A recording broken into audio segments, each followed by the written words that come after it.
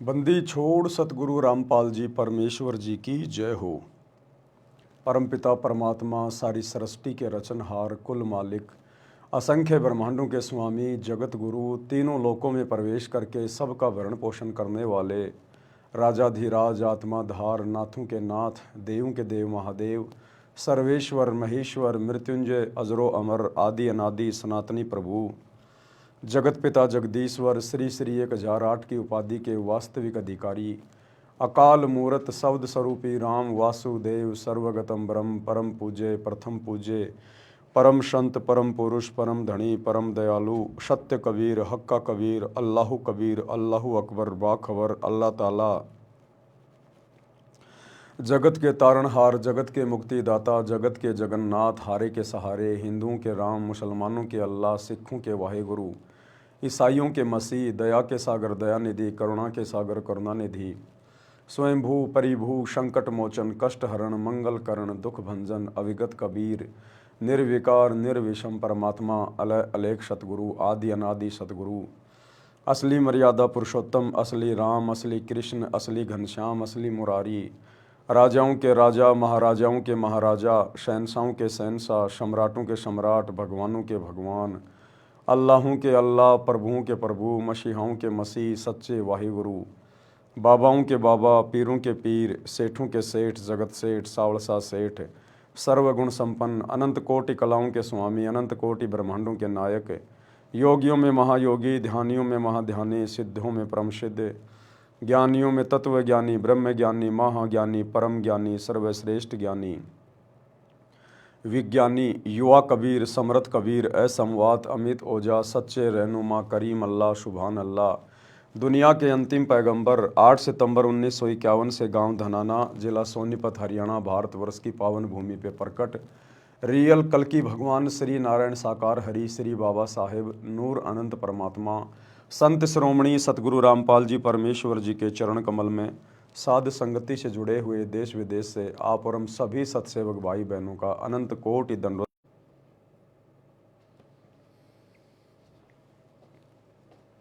हो गया। तो सौभाग्य है उन आत्माओं का जिनको कलयुग की बिचली पीढ़ी में सतगुरु मिल गया सत भक्ति मिल गई और परम सौभाग्य है उन आत्माओं को जिनको सतगुरु भी मिल गया सत भक्ति भी मिल गई और साथ में सुसंगति यानी साध संगति भी मिल गई। क्योंकि साध संगति सतलोक के लिए सतगुरु रामपाल जी भगवान का ट्रेनिंग सेंटर है। साध संगति से जुड़े बिना आप जी सतलोक की प्राप्ति नहीं कर सकते। ये कलयुग की बिचली पीढ़ी में परमात्मा की सुनियोजित प्लानिंग होती है साध संगतियां शुरू करवाना। साध संगति से ही सतगुरु रूप में धरती पे प्रकट कबीर परमेश्वर को पहचाना जा सकता है, दूसरा कोई तरीका नहीं है। जोर जबरदस्ती का काम इस भक्ति मार्ग में है नहीं, इसलिए परमात्मा ने केवल ज्ञान मार्ग चुना, ज्ञान को आधार बनाया कि ज्ञान को आधार बनाकर ही ये आत्माएं अगर सतगुरु को परमात्मा के रूप में हृदय से स्वीकार कर लेंगी तो ये आत्मा सतलोक के योग्य बन सकेगी, अन्यथा नहीं बने सकेगी। तो परमेश्वर ने दया बख्शी, हमें साथ संगति से जोड़ा, अपनी पहचान करवाई, हमें इस योग्य बनाया परमात्मा ने कि आज हम निसंशय होके निसंदेह होके गुरु को भगवान मान के ज्ञान को आधार बना के और अपनी भक्ति पर दृढ़ हैं। तो भाई और बहनों, पूज्य गुरुदेव जी के मुखारविंद से जो विशेष संदेश हिसार जेल से आए थे, अब उन विशेष संदेशों के ऊपर विशेष तौर पर निष्कर्ष निकालने की प्रक्रिया जारी है कि गुरुदेव ने क्या कुछ संकेत, क्या कुछ रहस्य, क्या कुछ विशेष बातें वर्तमान में हमारे लिए हिसार जेल से भेजी हैं सत्संगों के माध्यम से, विशेष संदेशों के माध्यम से। क्योंकि विशेष संदेश है, एक होता संदेश यानी नॉर्मल जानकारी और एक होता विशेष संदेश यानी बहुत महत्वपूर्ण कोई बात। तो ये सांकेतिक हैं, इनको हर किसी भगत के समझने की बस की बात नहीं है, इसलिए परमात्मा ने सात संगतियां रखवाई है। तो विशेष संदेश नंबर 11 का आज हमारा ये पार्ट नंबर 4 है, जिसके ऊपर अब हम आगे निष्कर्ष निकालेंगे गुरुदेव भगवान के आशीर्वाद से कि हमें किस प्रकार से भक्ति पर दृढ़ता मिले, हमारा विश्वास गुरुदेव के चरणों के प्रति दृढ़ हो। तो भाई और बहनों, हम आगे बढ़े। तो हम आगे बढ़े उससे पहले दास अपने एक दोस्त से आपको मिलाना चाहेगा। हाँ जी, हमारे भी दोस्त हैं। तो पवन दास अपने एक दोस्त से आपको मिलाना चाहेगा। वैसे तो बहुत सारे दोस्त हैं, बहुत हैं, गिनती नहीं है।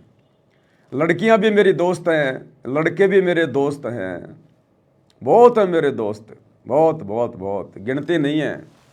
तो आज मैं आपको अपने एक दोस्त से मिला रहा हूं, फ्रेंड से। आपकी आत्मा खुश हो जाएगी, जी खुश हो जाएगा आपको। अब दोस्त का मुझे नाम तो पता नहीं, लेकिन आपको पता चल जाए तो आप देख लेना। तो ये मेरे बहुत ही अजीज़, मेरे बहुत ही अच्छे प्रेमी हैं, मेरे दोस्त हैं। और ये 9 से 11 मार्च 2025 का जो इन सतलोक आश्रमों में गरीबदास जी का बोध दिवस मनाया जा रहा है, ये उसका प्रचार प्रसार करने में लगा हुआ, थोड़ा बिजी है अभी। तो मेरे दोस्त से आप सुन लीजिएगा एक बार क्या कह रहे हैं। गरीब अनंत कोटि ब्रह्मांड का एक रति नहीं बार, सतगुरु पुरुष कबीर है कुल के सिरजनहार। नमस्कार दोस्तों, जगत गुरु तत्वदर्शी नमस्कार दोस्तों। क्या कहा मेरे दोस्त ने? नमस्कार दोस्तों, नमस्कार दोस्तों। एक बार फिर सुन लीजिए, कहीं आपको गलतफहमी हो जाए। नमस्कार दोस्तों, जगत गुरु तत्वदर्शी संत रामपाल जी महाराज की नमस्कार दोस्तों। तो ये है मेरी दोस्त, माय फ्रेंड, मेरी सहेली। ये है मेरी सहेली। दोस्त का मतलब क्या होता है? सहेली, फ्रेंड, जिगरी यार। तो ये है मेरा जिगरी यार। शकल देख लो एक बार अच्छे से। और एक नहीं, इसके जैसी बहुत है मेरी फ्रेंड। ऐसी ऐसी मेरी ना जाने कितनी सहेलियां हैं, मेरे कितने फ्रेंड हैं। क्या कह रही है? नमस्कार दोस्तों। किसको कह रही है? जो जो इसका वीडियो देखेगा वो इसका दोस्त है, इसलिए कह रहा हूं कि ये मेरी दोस्त है। ये आपकी भी दोस्त है। अब हजारों ने ये वीडियो देख लिया, देख रहे हो, आगे भी देखोगे। तो जितने भी व्यक्ति इसका वीडियो देखोगे, आप सब इसके दोस्त बनते चले जाओगे। दोस्त, फ्रेंड, इसके प्रेमी, जिगरी यार। तो ये दोस्त है मेरी। और ऐसी ऐसी ना जाने सतलोक आश्रमों में कितनी सहेलियां मेरे कितने दोस्त हैं जो रोजाना वीडियो बनाती हैं। वो जवान जवान लड़कियां, वो माता बहनें, बूढ़े बूढ़े, कि नमस्कार दोस्तों, नमस्कार दोस्तों। तो सब हमारे दोस्त हैं भाई। किसको कह रही है दोस्ती? है सोशल मीडिया पे डाल रही है। जो जो इसको वीडियो देखेगा, जो जो इसको फॉलो करेगा, वो इसके दोस्त हैं। तो ये मेरी दोस्त है। ये मेरी गुरु बहन नहीं है, ये मेरी दोस्त है। क्योंकि मेरी गुरु बहनें इतनी बेशर्म नहीं है। मेरी गुरु बहनें अपनी इज्जत का सत्यानाश नहीं करती हैं। सरेआम मार्केट में अपने गुरुजी की इज्जत को नहीं उछालती हैं, लोगों को दोस्त कह के, फ्रेंड कह के। मेरी गुरु बहनें बहुत समझदार हैं, बहुत इज्जतदार हैं। मेरी गुरु बहनें कभी भी किसी को दोस्त नहीं कहती, वो गुरु भाई कहती हैं, भाई और बहनों कहती हैं। परमात्मा की प्यारी आत्माएं कहकर संबोधित करती हैं। दोस्त कहकर मेरी गुरु बहनें संबोधित नहीं करती। बेशरम, बेहया, जिनकी खुद की इज्जत नहीं, जिनको खुद को दो कौड़ी का ज्ञान नहीं, उनके माता पिता के संस्कार ऐसे घटिया, उनके भगत भाई बहनों के संस्कार, जिन आश्रमों से वो जुड़ी है, उनके संस्कार इतने घटिया, वो औरतें कहती हैं नमस्कार दोस्तों, नमस्कार दोस्तों। कितने दोस्त हैं इसके? अरे इसके कितने दोस्त हैं हिंदुस्तान में, पता ही नहीं है। इसके चैनल पर जितने भी इसके फॉलोवर हैं, सारे इसके दोस्त हैं। इसका बाप ये वीडियो सुनेगा, वो भी इसका दोस्त हो जाएगा। क्योंकि वीडियो सुनने वाले को तो कह रही है नमस्कार दोस्तों। इसका भाई सुनेगा, वो भी इसका दोस्त हो गया। इसका मामा सुनेगा, वो भी इसका दोस्त हो गया। इसका फूफा सुनेगा, वो भी इसका दोस्त हो गया। और इसका गुरु सुनेगा तो इसका गुरु भी इसका दोस्त हो गया। तो ये है सतलोक आश्रमों से जुड़े हुए भाई बहनों का ज्ञान, तत्व ज्ञान। नमस्कार दोस्तों, एक शादी थी एक लड़के की, लड़का घोड़ी पे बैठा था, डीजे बज रहा था, सामने लड़के की बुआ नाच रही, लड़के की माँ भी नाच रही, लड़के की बहन भी नाच रही, और गाना चल रहा, आज मेरे यार की शादी है, यार की शादी है, मेरे दिलदार की शादी है, आज मेरे यार की शादी है। तो किसी समझदार व्यक्ति ने कहा, रे देखो भाई, कलयुग आ गया, कलयुग। दूल्हा घोड़ी पे बैठा है और डीजे पे गाना बज रहा है, आज मेरे यार की शादी है, और सामने माँ नाच रही है, बुआ नाच रही है, बहन नाच रही है, और गाना क्या चल रहा है, आज मेरे यार की शादी है। वो लड़का अपनी माँ का भी यार हो गया, क्योंकि आज मेरे यार की शादी है, माँ नाच रही है। वो लड़का उस बुआ का भी यार हो गया, आज मेरे यार की शादी है। वो लड़का अपनी बहन का भी यार हो गया, क्योंकि वो बहन भी तो नाच रही है, आज मेरे यार की शादी है। तो इसके कितने दोस्त हैं, कितने इसके सहेले हैं। नमस्कार दोस्तों, अब सारे दोस्त हो गए जो वीडियो सुनेंगे वो। तो इसकी माँ भी इसकी दोस्त, इसका भाई भी इसका दोस्त, इसका फूफा भी इसका दोस्त, इसके भगत भाई भी इसके दोस्त, इसका गुरु भी इसका दोस्त है। कॉमन सेंस का प्रयोग करना है। हम सत भक्ति कर रहे हैं, सत भक्ति। अरे एक तरफ तो तुम लोग जीने की राह पुस्तक हाथ में लेके दिन रात चिल्लाते रहते हो, जीने की राह, जीने की राह। अरे खुद तो जीना सीख लो एक बार। उस जीने की राह के अंदर गुरुजी ने गुंडे मवालियों के कर्म बताए, बढ़वे के कर्म बताए, इस प्रकार के शब्दों का प्रयोग। जो बढ़वे होते हैं, जिनके माँ बाप से जिनको अच्छे संस्कार नहीं मिलते हैं, जिनकी परवरिश ऐसे झुग्गी झोपड़ियों में होती है, जिनको कोई संस्कार देने वाला नहीं होता, वो लोग इस प्रकार के शब्दों का प्रयोग करते हैं। नमस्कार दोस्तों, जो लोग ज्ञानहीन हैं, जिनको आध्यात्मिक ज्ञान नहीं है, वो लोग इस प्रकार के शब्दों का प्रयोग करते हैं। नमस्कार दोस्तों, और वो भी एक भगत होकर, और वो भी लेडीज होकर। शर्म नहीं आई इसको क्या शर्म आएगी बेचारी को। इसके जैसे तो लाखों है सतलोक आश्रमों में, जो सारा दिन हेलो दोस्तों, हेलो दोस्तों, हेलो दोस्तों। क्यों? क्योंकि सतलोक आश्रम मैनेजमेंट वालों ने अपने धार्मिक धंधे के लिए, अपने वीडियो को ज़्यादा से ज़्यादा आगे शेयर करवाने के लिए सबको सोशल मीडिया की ट्रेनिंग दे दी, सबके हाथों में कैमरे दे दिए, सबको यूट्यूबर बना दिया। अब ये लोग गुरुजी का ज्ञान प्रचार कम और भंडारों का ज़्यादा कर रहे हैं, और खुद की प्रसिद्धि ज़्यादा फैला रहे हैं। नमस्कार दोस्तों, हेलो दोस्तों, कैसे हो दोस्तों। अरे मेरी दोस्त, मैं बिल्कुल एक नंबर का हूं, तू बता कैसी है। तो ये है हमारे दोस्त। शर्म आती है हमारे को भाई, क्या करें। अब बड़ी मुश्किल से एक दोस्त मिला है मेरे को। अभी और देखूंगा सोशल मीडिया पर, बहुत सारे दोस्त हैं मेरे, ऐसी बात नहीं है, बहुत है। इससे भी सुंदर सुंदर, इससे भी अच्छी अच्छी, जवान जवान बहुत दोस्त है मेरी।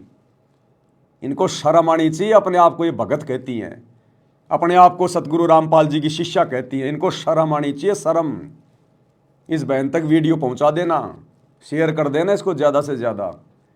अगर इसको जरा सी अकल आ जाए तो, अगर शर्मिंदगी महसूस हो जाए तो क्षमा याचना कर ले अपने गुरुदेव भगवान से, और आगे अपने मुंह के ऊपर लोक लगा ले। अगर बोले तो सत्साई भाई और बहनों, ये नमस्कार दोस्तों क्या है, ये जगत की भाषा है, गुंडे मवालियों की भाषा है, कुसंस्कारी बच्चों की भाषा है ये। तो गुरुदेव ने क्या सिखाया हमारे को 30 वर्षों में, और गुरुदेव के परिवार ने देखो इनको बेचारियों को, इनको कौवे बना दिए। कौवे कोयल की भाषा नहीं है नमस्कार दोस्तों, ये कौओं की भाषा है। तो थोड़ा विचार करना पड़ेगा भाई और बहनों। हम परम संत के बच्चे हैं, हम किसी ऐरे गहरे नत्थु बेरे आचार्य शंकराचार्य के भगत नहीं है। गुरुदेव भगवान अपने सत्संगों में कहते हैं कि बच्चों, भक्ति मार्ग में आने के बाद भगत का उठना, बैठना, बोलना, चलना, हर एक चीज के ऊपर भगत को विचार करना चाहिए। क्योंकि आपको पूरी दुनिया देखेगी आने वाले समय में, आपको पूरी दुनिया सुनेगी, क्योंकि आने वाले समय में आपके गुरु का ही ज्ञान चलेगा। तो लोग क्या सोचेंगे फिर, क्या समझेंगे फिर लोग, कि जब सतगुरु रामपाल जी के भक्तों को बोलना नहीं आता, जब इनको बोलने की तमीज नहीं है कि किस प्रकार से शब्दों का मुंह से उच्चारण करना चाहिए। अब कोई 80 साल का बूढ़ा इसका वीडियो देखेगा, वो भी इसका दोस्त हो गया। इसका बाप देखेगा, वो भी इसका दोस्त हो गया। कोई ऐरा गहरा नत्थू बहरा देखेगा, कोई गुंडा शराबी देखेगा, कोई नशेड़ी देखेगा, वो भी इसका दोस्त हो गया। कितने दोस्त हैं इसके। जबकि गुरुदेव ने क्या बताया कि नाम दीक्षा लेने के बाद भगत का उठना, बैठना, बोलना, चलना सभ्य होना चाहिए, लगना चाहिए कि ये भगत है। क्या कह रहे हैं गुरुदेव भगवान। तो पुण्यात्माओं, ऐसे सत्संग में आने से इस प्रकार की समस्याओं का समाधान होता है, लेकिन असर उनका हुआ है जो पुण्यात्मा होती हैं। ये पत्थर और बांस के जैसे प्राणियों का नहीं हुआ करती। जिस घर में नाम इस सतपुरुष का और उस घर में लड़ाई, फिर उनका असर ना हो रहा है, वो तो पत्थर कैसे है, माड़ी सी घर्षण लाग देने चिंगारी पाट रहे हैं। पुण्यात्माओं, इसके अंदर हमने परिवर्तन बहुत करना पड़ेगा। हमारे बोलने और बतलाने में, चलने और उठने और बैठने और निगाह दृष्टि में भी साधुता आनी चाहिए। एक तो चटक मटक करके चले, एक सीधा सा जैसे बिल्कुल भक्त संत चला करते हैं। उठने और बैठने में भी कहीं बकवाद नजर नहीं आवे, देखने में भी कोई ऐसी त्रुटि संत की दृष्टि में नहीं होनी चाहिए, भगत की में। तो हम सत्संगी हैं, अन्यथा हम केवल नाम उपदेश है, असर कति नहीं। तो गुरुदेव कह रहे भगत के तो उठने, बैठने, चलने में, बोलने में, भगत की हर क्रिया में साधुता नजर आनी चाहिए। साधुता कि ये भगत है वास्तव में। और वही जगत वाले काम दुनिया भर के यूट्यूबर छोटे छोटे वीडियो रील बना के दुनिया भर के दिन में डालते रहते हैं गंदगी। हेलो दोस्तों, hello friend, how are you. और हम भगत होके भी नमस्कार दोस्तों, नमस्कार दोस्तों। क्या ये बड़ुओं जैसी भाषा। आप भगत हो, बड़वे नहीं हो। बड़वे बनना चाह रहे तो बात अलग है। और बड़वे बनना तो फिर सतगुरु रामपाल जी की आड़ मत लो, फिर बाहर जाके बड़वागिरी करो, अपने आप हो जाओगे प्रसिद्ध दुनिया में। तो गुरुदेव कह रहे हैं जिस घर में नाम सतपुरुष का और उस घर में झगड़ा, वो भगत नहीं है। फिर अब यहां भक्तों को शंका हो जाएगी कि भाई मैं तो अकेला उपदेशी हूं और मेरे घर में तो रोजाना ही झगड़ा होता है, मेरे को भक्ति नहीं करने देते। कभी मेरी पत्नी लड़ती है, कभी मेरा पिता लड़ता है, कभी मेरी माँ लड़ती है। देखो भाई और बहनों, गुरुदेव यहां उस परिवार के लिए कह रहे हैं जो पूरा परिवार उपदेशी है, सबने नाम ले रखा है और उसके बाद भी छोटी छोटी बातों पे लड़ाई झगड़ा करते हैं, मनमुटाव करते हैं, खैंचातानी करते हैं, तो वो हैं कंजर। वो भगत नहीं है, फिर वो कंजर बताए गुरुदेव ने, जो नाम उपदेश लेने के बाद भी लड़ाई झगड़ा करते रहते हैं। उनके ऊपर फिर ज्ञान का असर नहीं हुआ, वो कंजर हैं, कंजर। और परिवार में आपने अकेले ने नाम ले रखा है, बाकी सब आपके विरोध में हैं और वो जबरदस्ती आपके साथ में लड़ाई झगड़ा करते हैं, तो उसमें आपका दोष नहीं है। उस परिवार के लिए नहीं कहा गुरुजी ने। पूरा परिवार उपदेशी और फिर भी लड़ाई झगड़ा, वही पहली वाली बातें, खैंचातानी, मनमुटाव, राग द्वेष, तो फिर वो कंजर परिवार है, वो भगत परिवार नहीं है। तो भाई और बहनों, हम सत्सेवकों ने तो शिक्षा लेनी है, शिक्षा। ये इस प्रकार के उदाहरण जो हमारे सामने आ रहे हैं ना इन भगत भाई बहनों के, जो आश्रमों से जुड़े हुए हैं, तो आप और हमने तो शिक्षा लेनी है। और ज्यादा हमने समझदार होकर चलना है कि हम कभी भी किसी भी प्रकार से ना तो समाज की नजरों में गिरें और ना अपने गुरुदेव की नजरों में गिरें। और हम भक्तों से, सत्सेवकों से उठने, बैठने, बोलने, चलने में, निगाह दृष्टि में कोई भी ऐसी गलत क्रिया ना हो जाए, क्योंकि दुनिया तो बहुत देर में देखेगी, भक्तों को तो बहुत बाद में चलेगा भगत ने क्या गलती कर दी। लेकिन अंतर्यामी सतगुरु जो हमारे घट में बैठा है, हम उससे कैसे छुपा लेंगे। मेरे पर्दे के महल में पिया जी, और तुमसे कैसे छुपा लूं जिया जी। जीतादास जी ने अपने गुरुजी के लिए कहा था कि मेरे पर्दे के महल में पिया जी, कि हे मेरे गुरुदेव, आप तो मेरे हृदय में बैठे हो, आपसे मैं क्या छुपा सकता हूं। तो हमने दुनिया को देख के नहीं चलना, हमने समाज को देख के नहीं चलना। हमारा गुरु क्या सोचेगा, हमारा गुरु क्या कहेगा। हम किसकी नजरों में सबसे पहले गिरते हैं? अपने गुरु की नजरों में। क्योंकि गुरु को दिखाने की जरूरत नहीं, गुरु को बताने की जरूरत नहीं। अंतर्यामी एक तुम आत्म के आधार, जो तुम छोड़ो हाथ तो मैं कौन उतारे पार। तो हमने तो इस बात से डरकर, भयभीत होकर कि अगर मेरा गुरु नाराज हो गया मेरी किसी भी क्रिया से तो क्या बनेगा मेरा तो जीवन नरक बन गया, सत्यानाश हो गया भक्ति का। और एक बार यदि गुरु नाराज हो गया तो फिर कहते हैं रहीमन धागा प्रेम का मत तोड़ो छिटकाए, टूटे से फिर ना जुड़े, जुड़े तो गांठ पड़ जाए। फिर वो अर्जुन सर्जुन वाली सी बात हो जाएगी कि भैया कितना ही रो लो, कितना ही धो लो, कितने पैर पकड़ लो, अब तुम मेरे इस शरीर से पार नहीं हो सकते। तो 250 वर्ष उनको फिर से इंतजार करना पड़ा और गरीबदास जी के रूप में दोबारा से कबीर परमात्मा आए, तब उनको नाम दिया। और उस जन्म में भी पार नहीं हो पाए क्योंकि वो पार होने का समय नहीं था। अब अर्जुन सर्जुन का जन्म होगा या हो चुका होगा, और इस जन्म में भी यदि वो गुरु को परमात्मा मान के भक्ति करेंगे, मन में जरा सा भी दोष पैदा नहीं करेंगे, तो कहीं जाकर उनकी बात बनेगी। एक उदाहरण पेश किया गुरुदेव ने कि अपने गुरुजी को शिक्षा देना, अपने गुरुजी को सलाह देना, अपने गुरुजी को मानुष मानना कितना महंगा पड़ता है। 250 साल तक उन्होंने उसी शरीर में दुख झेले।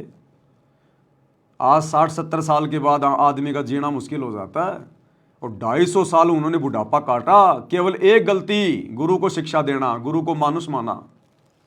तो गुरुजी हमें शिक्षा दे रहे हैं अर्जुन सर्जुन के माध्यम से बिचली पीढ़ी वालों को कि ऐसी गलती मत कर देना तुम इस कलयुग की बिचली पीढ़ी में, अपने गुरु को मानुष मत मान लेना। गुरु मानुष कर जानते वो नर कहिए, अंध हुए दुखी संसार में आ गए हम के फंदे। तो हमने शिक्षा लेनी है भाई।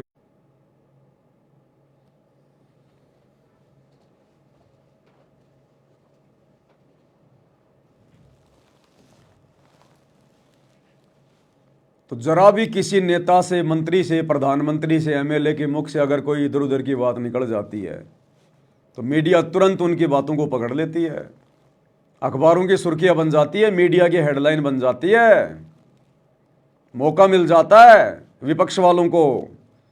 तो ठीक इसी प्रकार हम भक्तों के शब्द में शक्ति है, क्योंकि हम सत्य भक्ति करते हैं, और काल को मौका मिल जाएगा तुरंत यदि हमने जरा भी कमजोरी दिखाई, तो जरा भी नादानी की तो भक्ति मार्ग पे। तो हम भक्तों के शब्दों का बहुत महत्व है, बहुत महत्व। अब एक शब्द तो नमस्कार भाई और बहनों, सत्साई भाई और बहनों, ये कितना प्यारा लगता है, बोलने में कितना अच्छा लगता है, कितना मधुर है, शीतलता देता है, मन में पवित्रता को लेके आता है। और एक नमस्कार दोस्तों, हेलो फ्रेंड, ये अश्लीलता को बढ़ावा दे रहा है, अश्लीलता को, गंदगी को, मन में विकार पैदा करता है ये शब्द दोस्त। तो हम भक्तों ने बहुत सोच समझ के भक्ति मार्ग पर आगे बढ़ना है। हम भक्ति कर रहे हैं, ड्रामा नहीं कर रहे, भक्ति कर रहे हैं। आने वाले समय में आपके बच्चे भी आपकी वीडियो देखेंगे, आपके पोता पोती भी आपकी वीडियो देखेंगे। क्या सोचेंगे आपके बारे में? वो खुद ही कहेंगे कि मेरी दादी को तो 2 धेले का ज्ञान नहीं था, फोड़ गई अपने कर्म परमात्मा से जुड़कर भी। जो आज नमस्कार दोस्तों, नमस्कार दोस्तों, और क्या कहेगी नमस्कार दोस्तों बोल के? है क्या इनके पास बोलने के लिए सिवाय भंडारे का प्रचार करने के? अब सुन लो क्या कहेगी, सुन लो, इसकी भी सुन लो भाई।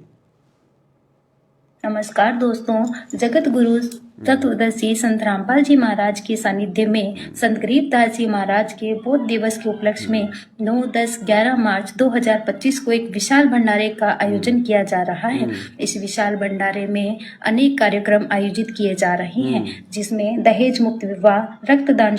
इस भंडारे में अनेक कार्यक्रम आयोजित किए जाएंगे, जैसे बंदर का खेल दिखाना, रीछ का खेल दिखाना, नट और नटनी का खेल दिखाना। ये क्या मनोरंजन के साधन है ये आश्रम। इसमें अनेक कार्यक्रम जो है वो दिखाए जाएंगे। कबीर जी का झोपड़ा दिखाया जाएगा, बलक बुखारे बादशाह की फिल्म दिखाई जाएगी, राम कथा चलाई जाएगी, जुलाओं का कुआं दिखाया जाएगा, मिट्टी के बैल दिखाए जाएंगे आपको, आपको प्रदर्शनियां दिखाई जाएंगी, आपको लहर तारा तालाब दिखाया जाएगा, भगवान के ऊपर पैर करके उसमें लिटा रखा वो घूम रहा है बाड़ा पे, वो दिखाया जाएगा आपको रंगोलियां दिखाई जाएंगी, आपको आश्रम की साफ सफाई दिखाई जाएगी, आपको भक्तों की व्यवस्था बताई जाएगी। ये जूता घर में कितने जूते आ जाएंगे, तुमने दुकान खोलनी है। अरे जूता घर में जूते जमा हो रहे हैं, अच्छी बात है। भगत जी जूता घर में कितनी कैपेसिटी है, कितने जूते आ सकते हैं, इसमें 1 लाख जूते आ सकते। अरे दुकान खोलनी है तुमने, फालतू की ड्रामेबाजी, फालतू का दिखावा, फालतू की वीडियो। भंडारा बन रहा हो, कढ़ाई दिखाएंगे, हलवा घोट रहे हैं, बर्फियों के ढेर लगा रखे। अरे क्या करना है तुमने, मार्केटिंग करनी है क्या? अरे भगतों को भगत बनने दो, हलवाई मत बनाओ। ज्यादा मीठा खाओगे शुगर हो जाएगी, डोलोगे डॉक्टरों के चक्कर काटते। अब डॉक्टरों के भी चक्कर क्यों काटोगे, तुम तो हॉस्पिटल भी खोल रहे हो।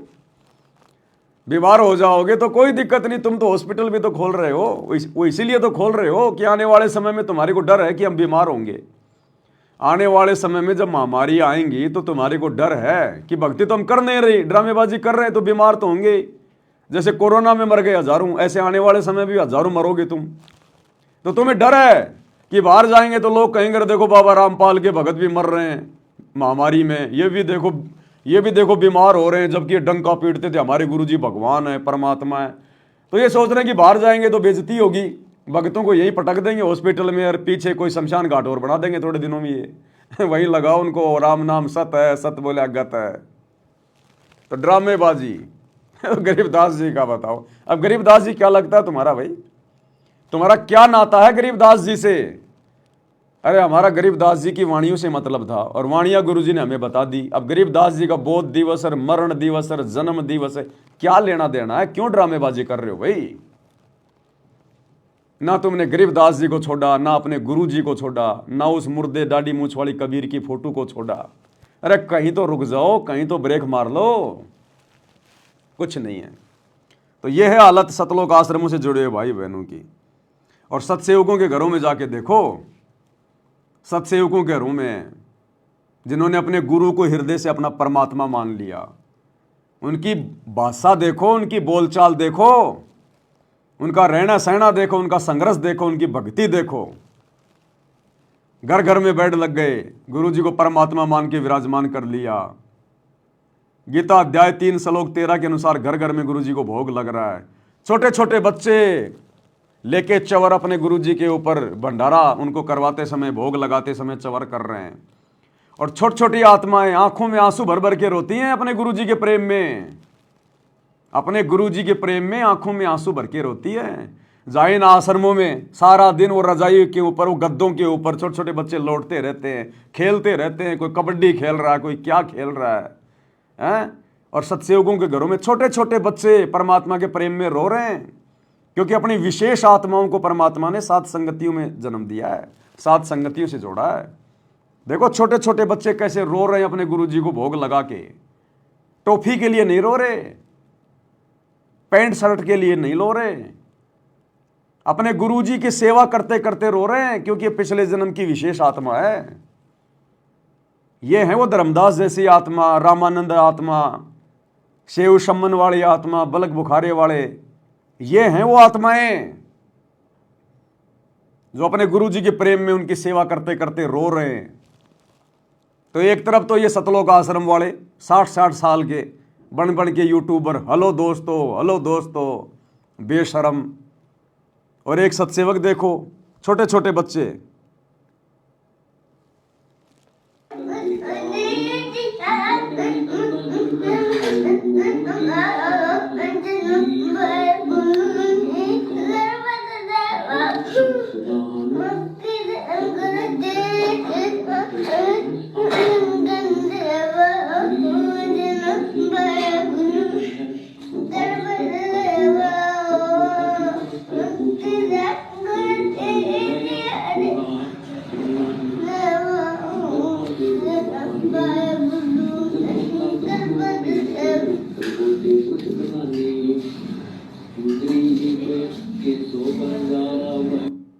देखो कैसे अपने गुरु जी के प्रेम में रो रहे हैं छोटे छोटे बच्चे अपने गुरु जी को भोग लगाते समय। हम विनती करते जी, गुरु जी थारे आ गए, साहिब थारे आ गए। तो कहाँ है परमेश्वर की विशेष आत्माएं, श्रेष्ठ आत्माएं? इन आश्रमों में नहीं है। अरे आश्रमों में आने वालों के माँ और बाप बिगड़ गए तो उनके बच्चे कहाँ से सुधरेंगे? अरे जिनके माता पिता बिगड़े हुए हैं उनके बच्चे कहाँ से सुधर जाएंगे? बकवादें होती हैं, बकवादें, प्यार प्रेम की बातें, शादियों की बातें, अश्लील बातें, ड्रामेबाजी, मोबाइल ले लेके सेल्फियां खींचते रहेंगे वहां। जगत वालों को घुसेड़ दिया भक्तों के बीच में, है कोई वहां पे कोई शुद्धता? इसलिए परमात्मा ने सात संगतियां शुरू करवाई, अपने मिशन को गति देने के लिए। अपनी प्यारी आत्माओं को परमात्मा ने छांट लिया और जो गंदगी, जो कूड़ा करकट है, वो उन आश्रमों में छोड़ दिया। इसलिए भाई और बहनों, सात संगतियों की आवश्यकता पड़ी, नहीं तो परमात्मा ने कोई जरूरत नहीं थी सात संगतियां शुरू करवाने की। तो आगे बढ़ते हैं। विशेष संदेश नंबर 11 का पार्ट नंबर आज 4 है। गुरुदेव हमें और क्या समझा रहे हैं, किस प्रकार से एक नेक भगत बनने की शिक्षा दे रहे हैं, कौन कौन सी गलतियां करेंगे तो हम नुकसान उठाएंगे, क्या बता रहे हैं गुरुदेव? तो बच्चों, अब इस समय को संभालो और इस परमात्मा की समर्थता से परिचित हो जाओ। इस गंदे लोक ने अच्छी तरह समझ लो।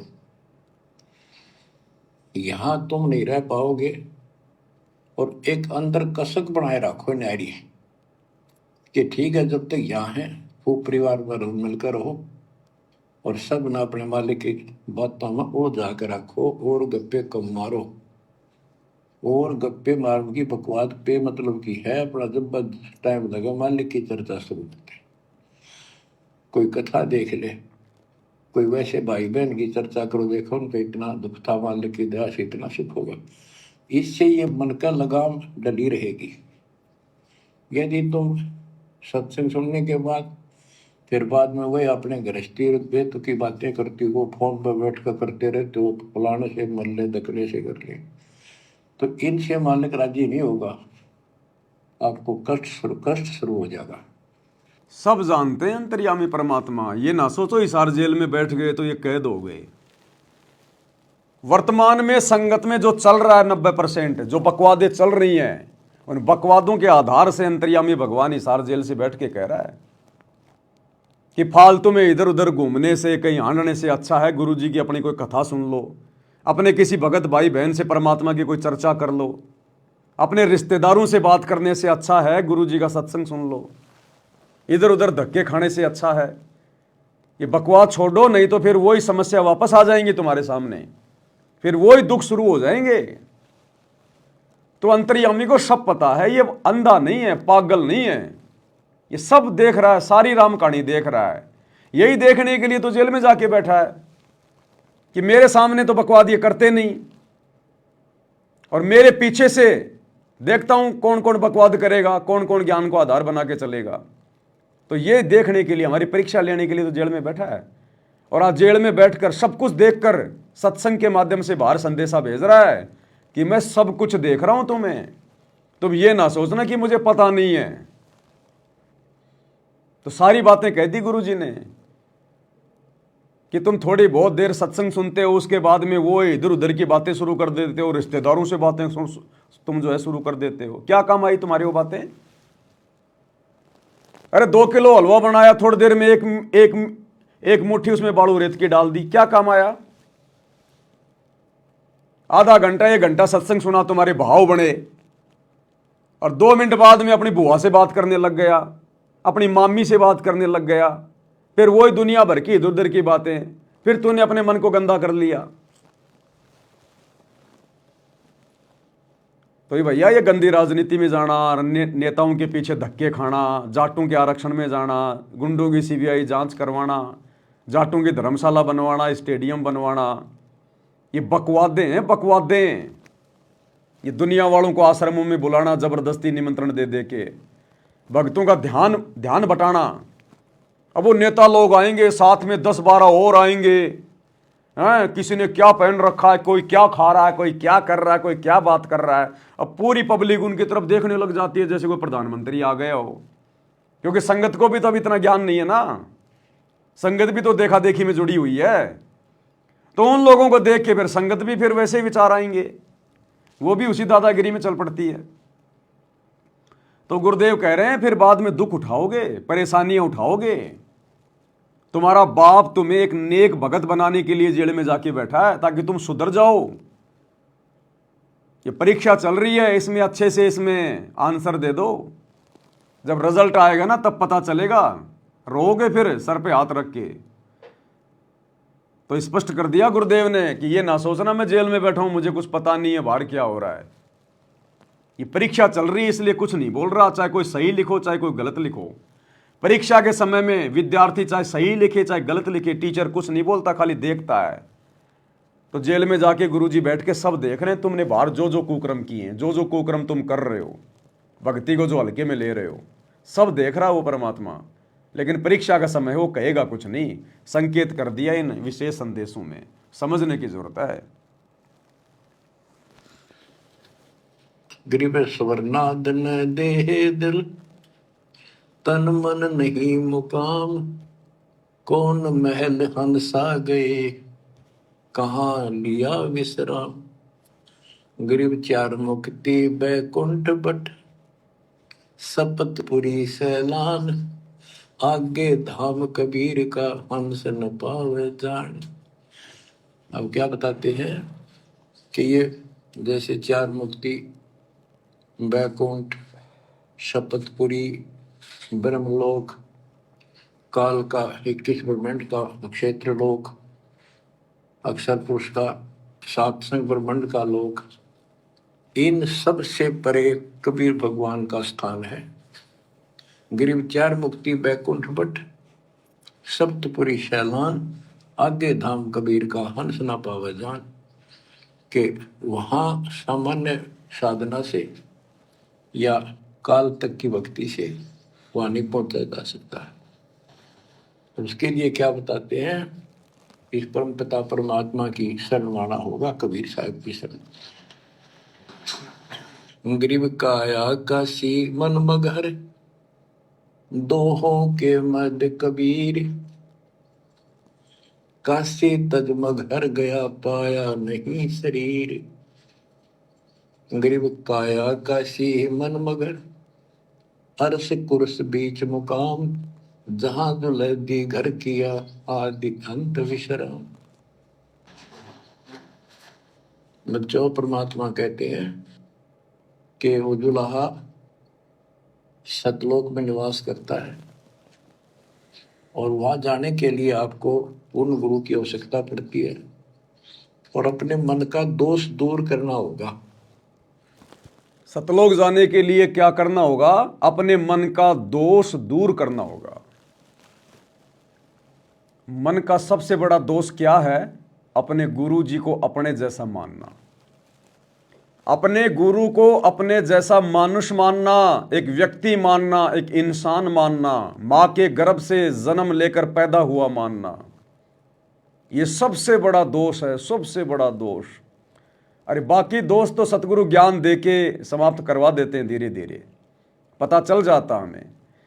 लेकिन सबसे बड़ा दोष, सूक्ष्म दोष, अपने गुरु को मानुष मानना, अपने गुरु को कबीर जी ना मानना, परमात्मा ना मानना, सबसे बड़ा दोष है। और गुरु जी कहते हैं तुम्हारी बात बिगड़ेगी फिर एक न एक दिन। अगर तुम भक्ति भी कर रहे हो, गुरु जी के साथ में भी रह रहे हो, और अगर अपने गुरु को अपने जैसा मानुष मानते रहे, भगवान नहीं माना, तो कभी ना कभी तुम्हारे मन में दोष आएगा। कभी ना कभी तुम्हारे मन में दोष आएगा यदि अपने गुरु जी को अपने जैसा मानुष मानते रहे तो। आत्मा बताते हैं, गुरु मानुष कर जानते, ते नर कहिए अंधे, ओवे दुखी संसार में, आगे यम के फंदे। गुरु को मानुष कर जानते तो ते नर कहिए अंधे, और फिर होवे दुखी संसार में, फिर काल के फंदे। पुणात्मा, हमने गुरु जी को परमात्मा मानना पड़ेगा। परमात्मा मानने से हमारी यह प्रॉब्लम सोल्व होएगी, नहीं तो नहीं हो सकती। अब सुनिए, हम अपने ही जैसा गुरु को माने, एक मानुष रूप मान करके हम यदि उसके साथ रहेंगे तो कभी ना कभी दोष आपके मन में आवेगा। कभी न कभी दोष आपके मन में आवेगा। यदि आपने अपने गुरु को अपने जैसा मानुष माना तो कभी न कभी आपके मन में दोष आवेगा। ये सतगुरु के वचन हैं। साध वचन पलटे नहीं, पलट जाए ब्रह्मांड। क्या कह रहे हैं गुरुदेव? हम अपने ही जैसा गुरु को मानने, एक मानुष रूप मान करके हम यदि उसके साथ रहेंगे तो कभी ना कभी दोष आपके मन में आवेगा। अब गुरु को अपने जैसा मानने का क्या मतलब है? आप और हम तो माँ के गर्भ से जन्म लेके आए, जेर में लिपट के आए, गंदगी में लिपट के आए, दो कोडी के जीव हैं। यदि अपने जैसा हम गुरु जी को मानेंगे, माँ के गर्भ से जन्म लेकर आया हुआ मानुष, उसी को कहते हैं मानुष। मानुष यानी आम प्राणी। तो कभी न कभी भगत के मन में दोष आएगा, वो काल के हत्थे चढ़ेगा, वो सतलोक प्राप्त नहीं कर पाएगा। और जिन जिन आत्माओं ने अभी तक अपने गुरु के अलावा अपने घर में उस दाढ़ी मूंछ वाले नकली मुर्दा कबीर की फोटो रखी हुई है, घर की दीवारों पे, अपनी गाड़ियों में, अपने फ्रिज के ऊपर, कूलर के ऊपर, या घर के दरबार में, या लोकेट में, तो समझ लो अभी तक आप अपने गुरु को मानुष मान रहे हो। अगर आपने अपने गुरु को ही कबीर मान लिया होता तो वो नकली फोटो क्या कर रही है आपके घर में? दो दो भगवान तो है ही नहीं। अरे भगवान तो एक ही है, या तो दाढ़ी मूंछ वाला या आपका गुरु। और यदि आपने अपने गुरु को कबीर जी मान लिया तो फिर वो दाढ़ी मूंछ वाली फोटो क्या कर रही है तुम्हारे घर में?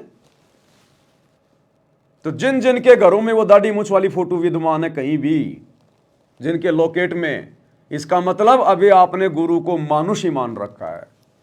यदि आप उस दाढ़ी मूंछ वाली नकली कबीर की फोटो का, मुर्दा फोटो का जून के महीने में कबीर प्रकट दिवस मना रहे हैं, इसका मतलब अभी आप अपने गुरु जी को मानुष ही मान रहे हैं। क्योंकि प्रकट तो एक ही हो सकता है, या तो सतगुरु रामपाल जी या वो दाढ़ी मूंछ वाली फोटो। तो कभी न कभी आपके मन में दोष आएगा अगर आप दोगली भक्ति करोगे तो। ये दोगली भक्ति है, दो नावों की सवारी है। आत्मा एक है, परमात्मा दो नहीं हो सकते। या तो सतगुरु रामपाल जी है परमात्मा, या फिर वो दाढ़ी मूंछ वाली कबीर की मुर्दा फोटो है परमात्मा। अगर उस मुर्दा फोटो को कबीर मान रहे हो तो सतगुरु रामपाल जी को घर से बाहर निकाल दो, और अगर सतगुरु रामपाल जी को परमात्मा मान रहे हो तो दाढ़ी मूंछ वाले को घर से बाहर निकाल दो। नहीं तो आप दोगले हो, दोगले। आप दोगली भक्ति कर रहे हो, फर्जी भक्ति कर रहे हो। आप अपने आप को भी धोखा दे रहे हो और अपने भगवान को भी धोखा दे रहे हो, और अपनी आने वाली पीढ़ियों को भी नरक का रास्ता दिखा रहे हो आप। तो इसलिए गुरुदेव कहते हैं यदि आपने अपने गुरु को मानुष माना तो मन में दोष आएगा। तो गुरु की आवश्यकता पड़ती है, और अपने मन का दोष दूर करना होगा। जैसे नाम भी ले लिया और खूब सेवा भी करते हो, भक्ति भी करते हो, अच्छी बात है, और मन में वही उठा पटक और दोष द्वेष लालच लोभ भरा है तो क्या भक्ति की? भक्ति भी कर रहे हो, नाम भी ले लिया, और मन में वो लालब लोभ द्वेष स्वार्थ बकवाद, तो क्या भक्ति कर रहे हो फिर? तो नाम भी ले लिया संगत ने, गुरु जी के परिवार ने भी नाम ले रखा है, कोऑर्डिनेटर ने भी नाम ले रखा है, और मन में वो राग द्वेष लोभ लालच स्वार्थ बकवाद। बकवाद तो ये राजनेताओं के पीछे रैलियों में जा जाके कर दी। बकवाद कर दी हरियाणा की जाट धर्मशाला में 1 करोड़ रुपया लगा के 5वां फ्लोर बना के, और बकवाद कर दी स्टेडियम बनवा के लोभ लालच में आके, ताकि गांव वाले हमारे धनाना आश्रम का विरोध ना करें। गांव वालों को जो है खुश कर दो।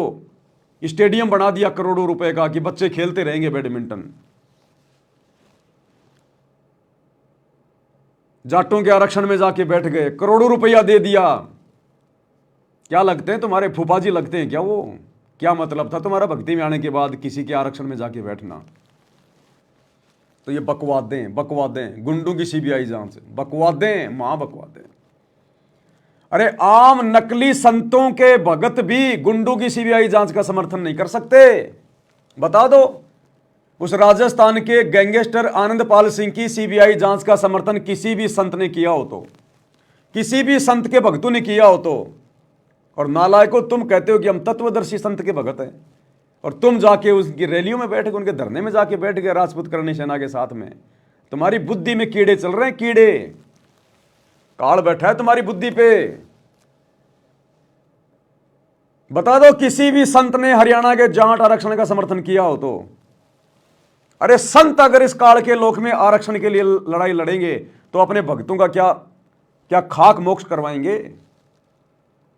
तो तुमने हर जगह गुरुजी का नाम बदनाम किया, हर जगह ये इतिहास बन गए। आने वाले समय में ये समाज तुम्हारी धोती सी धोएगा, तुम्हारी, तुम बोलने के लायक नहीं रहोगे आने वाले समय में। क्योंकि गुरुजी तो आने वाले समय में सब बातों से अपना पल्ला झाड़ लेंगे कि भैया मैंने कोई आदेश नहीं दिया, मैंने जो आदेश दिया वो मेरे सत्संगों में देख लो, सुन लो, इसके अलावा कोई आदेश नहीं है मेरा। फिर कहां जाओगे? फिर किसके आदेश थे? किसके थे पीले पर्चे? किसके आदेश से गुंडू की सीबीआई जांच में बैठे थे, 5-5 लाख रुपए दे रहे थे? किसके आदेश से जाट आरक्षण में बैठे थे, करोड़ों रुपया दे दिया? किसके आदेश से जाटों की धर्मशाला बनवा रहे हो, स्टेडियम बनवा रहे हो, बकवादे कर रहे हो, हॉस्पिटल खुलवा रहे हो? किसके आदेश से? गुरुजी तो पल्ला झाड़ेंगे भैया, क्योंकि वो परम संत है। अगर उसकी बातें दोगली हो गई तो धरती पे कोई उसकी भक्ति नहीं करेगा। एक तरफ गुरुजी कह रहे हैं कि मेरे भगत ने मोबाइल में वीडियो गेम भी नहीं देखना, कोई ताश खेल रहा है उसके पास भी नहीं बैठना, और यदि वही गुरु एक तरफ अगर स्टेडियम बनवा रहा है तो वो गुरु दोगला है। उस गुरु की भक्ति फिर दुनिया नहीं करेगी। एक तरफ गुरु कह रहा है कि जगतकार भगत का 36 का आंकड़ा है, साधु सेती कि दुनिया सेती दोस्ती पड़े भजन में भंग, और यदि वही गुरु गुंडों की सीबीआई जांच का समर्थन करने का आदेश दे रहा है, उनके रैलियों में जाने का आदेश दे रहा है, तो वो गुरु दोगला है। उस गुरु की भक्ति आने वाले समय में दुनिया नहीं करेगी। एक तरफ गुरु कह रहा है कि भक्ति का और राजनीति का कोई संबंध नहीं है, ये तो हानि का सौदा है भक्ति में राजनीति, और यदि वही गुरु तुम भक्तों से कभी कांग्रेस को और कभी बीजेपी को वोट डलवा रहा है तो वो गुरु दोगला है, वो गुरु नहीं है। फिर आने वाले समय में दुनिया उसकी भक्ति नहीं करेगी। तो ये वर्तमान समय परीक्षा का समय था, और संगत धोखा खा गई, धोखा ज्ञान को आधार ना बना के, और गुरु की आड़ में तुम लोगों के कर्म फुड़वा दिए गुरु के परिवार ने, इन कोऑर्डिनेटरों ने। अन्यथा एक भी माई का लाल, मैं चैलेंज करता हूं, ये पवन दास चैलेंज करता है, एक भी माई का लाल सतलोक आश्रमों से जुड़ा हुआ कोई कोऑर्डिनेटर, कोई भी संगत वाला, मुझे सतगुरु रामपाल जी का एक भी वो आदेश दिखा दो ऑडियो में, वीडियो में, जिन्होंने 2019 में कांग्रेस सरकार को वोट डालने का आदेश दिया हो, या 2024 में बीजेपी सरकार को वोट डालने का आदेश दिया हो, या हरियाणा के जाट आरक्षण में जाके बैठने का आदेश दिया हो, या आनंदपाल जैसे गुंडे की सीबीआई जांच करवाने का आदेश दिया हो, या धनाना का स्टेडियम बनाने का आदेश दिया हो, या अयोध्या में भंडारा लगाने का आदेश दिया हो, या इन आश्रमों में दुनिया भर का पाखंड करने का, ये कबीर का झोपड़ा बनाना, लहर तारा तालाब बनाना, जुलाओं का कुआं बनाना, आश्रम में रंगोलियां बनाना, ये मिट्टी के गधे और बैल बनाना, एक भी माई का लाल चैलेंज करता हूं, अगर असल बाप की पैदाइश हो, अगर असल में तुमने अपनी मां का दूध पिया है और अपने आप को संत रामपाल जी का भगत कहते हो, एक भी माई का लाल मुझे कोई भी आदेश दिखा दो मेरे गुरु का। फिर किसके आदेश से कर रहे हो तुम ये बकवाद? अरे किसके आदेश से कर रहे हो फिर ये बकवाद, जब तुमने अपने गुरु के मुंह से सुना ही नहीं? तुम्हारे गुरु का किसी भी सत्संग में कोई आदेश ही नहीं। इसको कहते हैं काल प्रेरणा।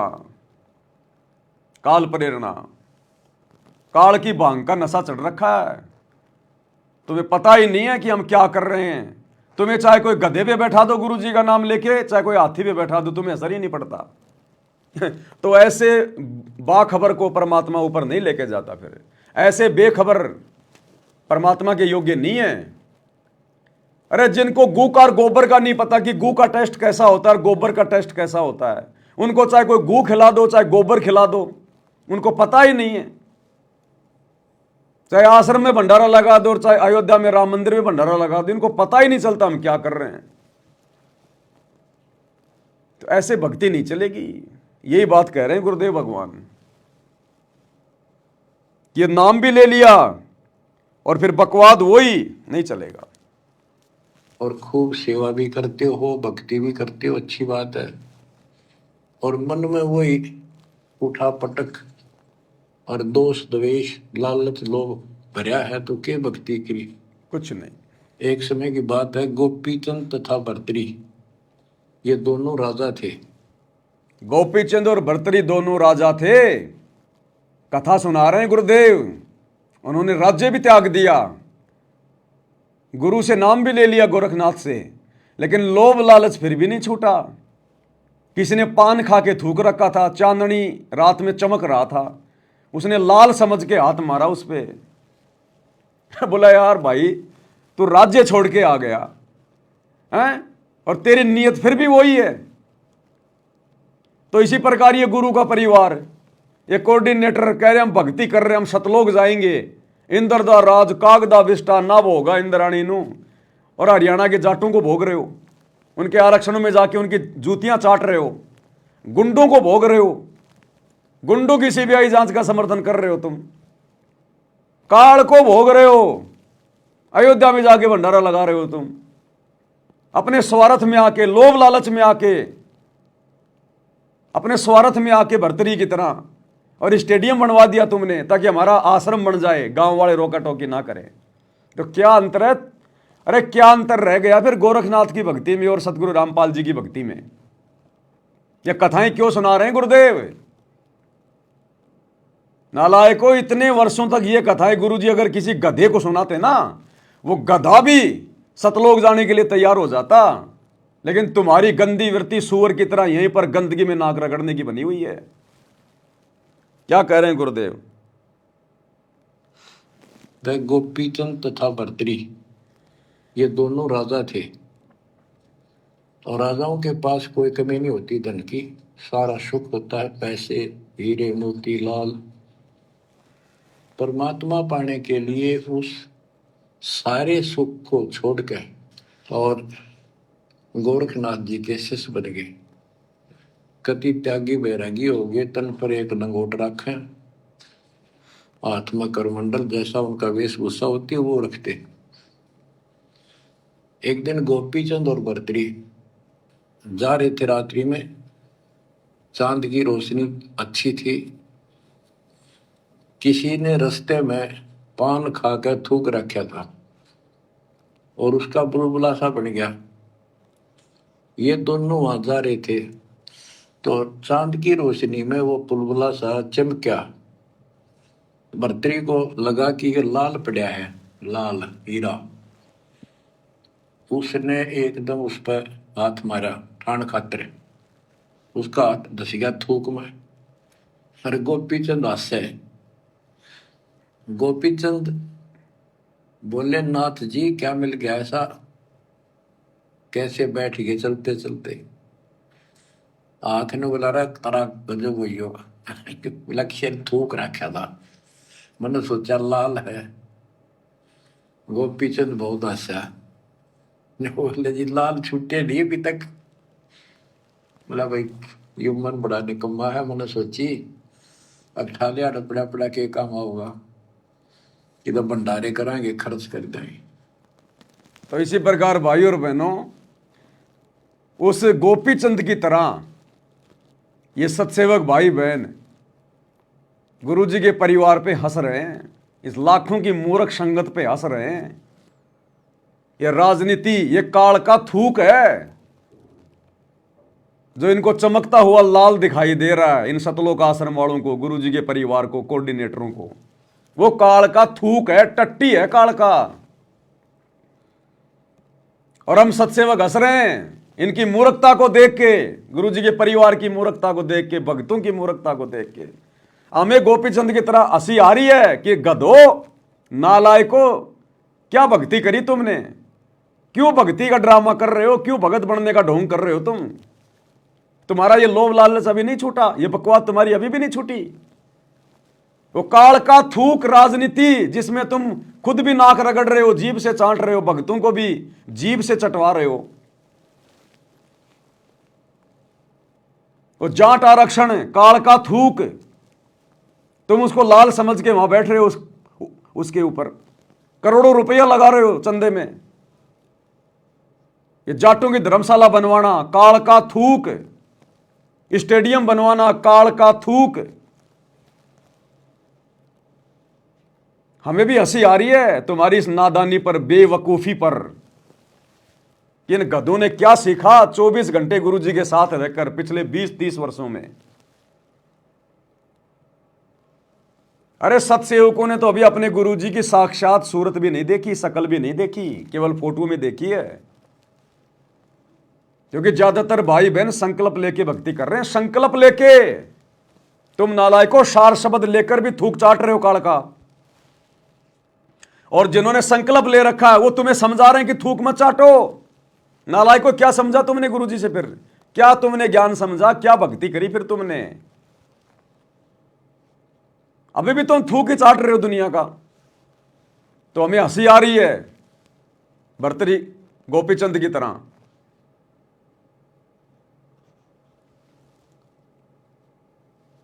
भाई ये मन बड़ा निकम्मा है। मैंने सोची अब ठालिया डपड़ा पड़ा के काम होगा कि तो भंडारे कराएंगे, खर्च कर देंगे। तो बोले ठीक है। तो गरीबदास जी कहते हैं, एक उदाहरण और देते हैं गरीबदास जी। गरीब बेरा साटे बेचिया बैरागर सुल्तान, मालिन को जाना नहीं बेबुद्धि खेचा तान। गरीब शेर बेर पालड़े चढ़े, एक पड़ा भो माही, मालिन और सुल्तान को हिलकारे ले जाही। इब्राहिम सुल्तान का उदाहरण दे रहे हैं गुरुदेव कि मन कितना पापी है, भगत को कैसे कहां ये डूबो देता है और कितना सावधान रहने की जरूरत है। इतना विशाल राज्य छोड़कर आ गया, 18 लाख घोड़े, 16,000 रानियां, ठाठ बाट भक्ति के लिए छोड़ के आ गया, काला मुंह करके आ गया। और एक बेर के लिए उस मालन के साथ में झगड़ा कर रहा है कि यो मेरा, यो मेरा। एक बेर नीचे गिर गया बेर तोलते समय, वो मालन बोली मेरा, और अब्राहिम करा नहीं मेरा मेरा मेरा। और वो इतना बड़ा राज्य छोड़ के आ गया, एक बेर के ऊपर, एक आने के बेर के ऊपर मेरा मेरी कर रहा है। उस मालन के रूप में परमात्मा बैठा था, एक मारा थप्पड़ खींच के उसके सुल्तान के कि निकम्मे तूने क्या राह छोड़ा, भग जा। क्या भक्ति करेगा तू? एक बेर के ऊपर मेरा मेरी कर रहा है। तो ये परीक्षा चल रही थी संगत की 2014 के बाद। इतना ज्ञान देने के बाद भी नेताओं की रैलियों में जाके बैठ गए तुम। क्या छोड़ा फिर तुमने? क्या गंदगी छोड़ी तुमने? क्या तुमने जगत से मेल मिलाप छोड़ा? गुरुजी ने एक सत्संग में बताया, जब तुम्हें यहीं पर कोई सरपंच बनने का कोई लोभ दे रहा है, कोई प्रलोभ दे रहा है और तुम जा बैठते हो, यहीं पे तुम राजनेताओं की रैलियों में जाकर तुम जो है मतलब वहां पर जाकर तुम जो है मतलब वोटिंग कर रहे हो, तो त्रिकुटी पर तुम कैसे पास हो जाओगे? जब यहां 2 कोटि के राजनेताओं की रैलियों में जाना तुमने बंद नहीं किया, तो त्रिकुटी पर अगर ब्रह्मा विष्णु महेश की रैलियां निकल रही होंगी तो तुम तो तुरंत जाकर उनमें शामिल हो जाओगे। तुम रह ही नहीं सकते, क्योंकि ब्रह्मा विष्णु महेश की समर्थता के आगे तो यहां के राजनेता कुछ भी नहीं है। और जब तुम उन राजनेताओं के पीछे इतने पागल हो, तो त्रिकुटी पे जब ब्रह्मा विष्णु महेश की रैलियां निकलेंगी तो वहां तो तुम 2 मिनट में जा बैठोगे उनकी रैली में। या तुम एक छोटा सा सरपंच का पद प्राप्त करने के लिए दिन रात एक कर रहे हो भगत होकर, और त्रिकुटी पे जाने के बाद काल तुम्हें ब्रह्मा विष्णु महेश की पदवी देगा, तो तुम क्यों नहीं लोगे? जब तुम एक सरपंच की पदवी नहीं छोड़ रहे, तो तुम्हें जब कोई विष्णु की पदवी देगा, उनके लोक में तुम्हें कोई गण बनाने की लोभ लालच देगा काल त्रिकुटी पे, तो तुम तो तुरंत जा बैठोगे उनकी गोद में। तो ये गंदी व्यक्ति तो छुड़वाना चाहते हैं गुरुजी इस ज्ञान को देके। यही तो देख रहे हैं गुरुजी जेल में बैठ के कि इनके मन की वो गंदी सोच, वो नकारात्मक सोच, वो गंदी वृत्ति छूटी या नहीं छूटी। मेरे ज्ञान का इनके ऊपर कोई असर हुआ कि नहीं हुआ? या अब भी ये दुनिया की जूतियां चाटने में लगे रहेंगे? तो ये परीक्षा चल रही थी, और जितनी भी बकवादें तुमने कर दी और संगत से करवा दी, सबके नंबर कट हो गए, सब फेल हो गए, सबके टायर फट गए, पंचर भी नहीं निकलेगा अब तो। तुम सोचो नाम शुद्ध करवा लेंगे बात बन जाएगी, टायर ही फट गया, टायर ही फाड़ दिया तुमने, इतनी बकवादें कर दी। तो गुरुजी कहते फिर क्या छोड़ा फिर तुमने। अरे इब्राहिम सुल्तान को तो बेचारे को इतने सत्संग सुनने को नहीं मिल रहे थे, उस समय मोबाइल नहीं थे, विज्ञान नहीं थी, इसलिए उसने गलती कर दी, पहचान नहीं पाया वो। तुमने क्या दुनिया भर के सत्संग सुनते हो, दिन रात मोबाइल लगा के कान में, और काम सारे वही काढ़ के करते हो तुम। तो जब उसके थप्पड़ मार दिया गुरुजी ने, तो तुम्हें छोड़ेंगे क्या? तुम्हें छोड़ेंगे? अभी परीक्षा चल रही है, रिजल्ट आने दो, रिजल्ट में पता चलेगा तुमने क्या क्या गलतियां करी, क्या क्या उसका परिणाम आया है। अभी तो तुम्हें हम सत्सेवक गुरुद्रोही लग रहे हैं। अभी परीक्षा चल रही है, रिजल्ट आने दो, रिजल्ट में पता चलेगा कौन मेरिट में आया और कौन हो गया डिसमिस, और रिजल्ट पे पता चलेगा। बच्चा एक दूसरे को कहे तू फेल हो गया, तू पास हो गया, उससे बात नहीं बनती। वो तो जब रिजल्ट आएगा अखबार में तब पता चलेगा कौन फेल हुआ और कौन पास हुआ है। तो वर्तमान में जो बकवादे कर रहे हो ना, इन बकवादों का पता चलेगा आने वाले समय में। मालिन और सुल्तान को हिलकारे ले जाही, 2.5 लाख की पावड़ी, 1 पैसे का बेर, देख अदब सुल्तान को कैसी डारी मेर। कहते 2.5 लाख के जूती थी जिसमें लाल और हीरे पन्ने जुड़े हुए थे, और 1 पैसे का बेर।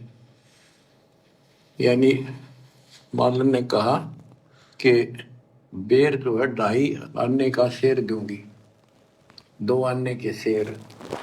भूख लगी थी सुल्तान को, जब घर छोड़ कर चला और सब त्याग दिए थे, कंबल लपेट रखी थी साल सा शरीर पर, और जूती पहन रहा था वो कीमती, भूखा मरे था। तो उसने कहा बना बेर दे दे या दोनों जूती रख लेते, ये 2.5 लाख कीमत है। वो 2 अन्य के बेर, 1 शेर तुलवा लिया और जूती धर दी।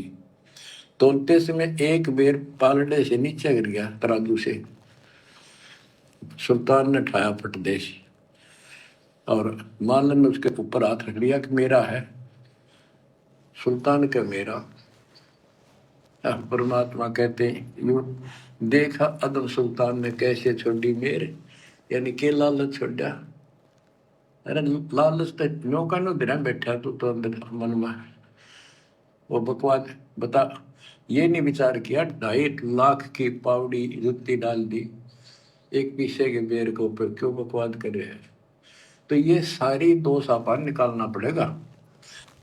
2.5 लाख की जूतियां पैर में पैर रखी हैं, ऐसो आराम छोड़ के आ गया, राज्य छोड़ के आ गया, और 1 आने के बेर पे लड़ाई झगड़ा कर रहा है।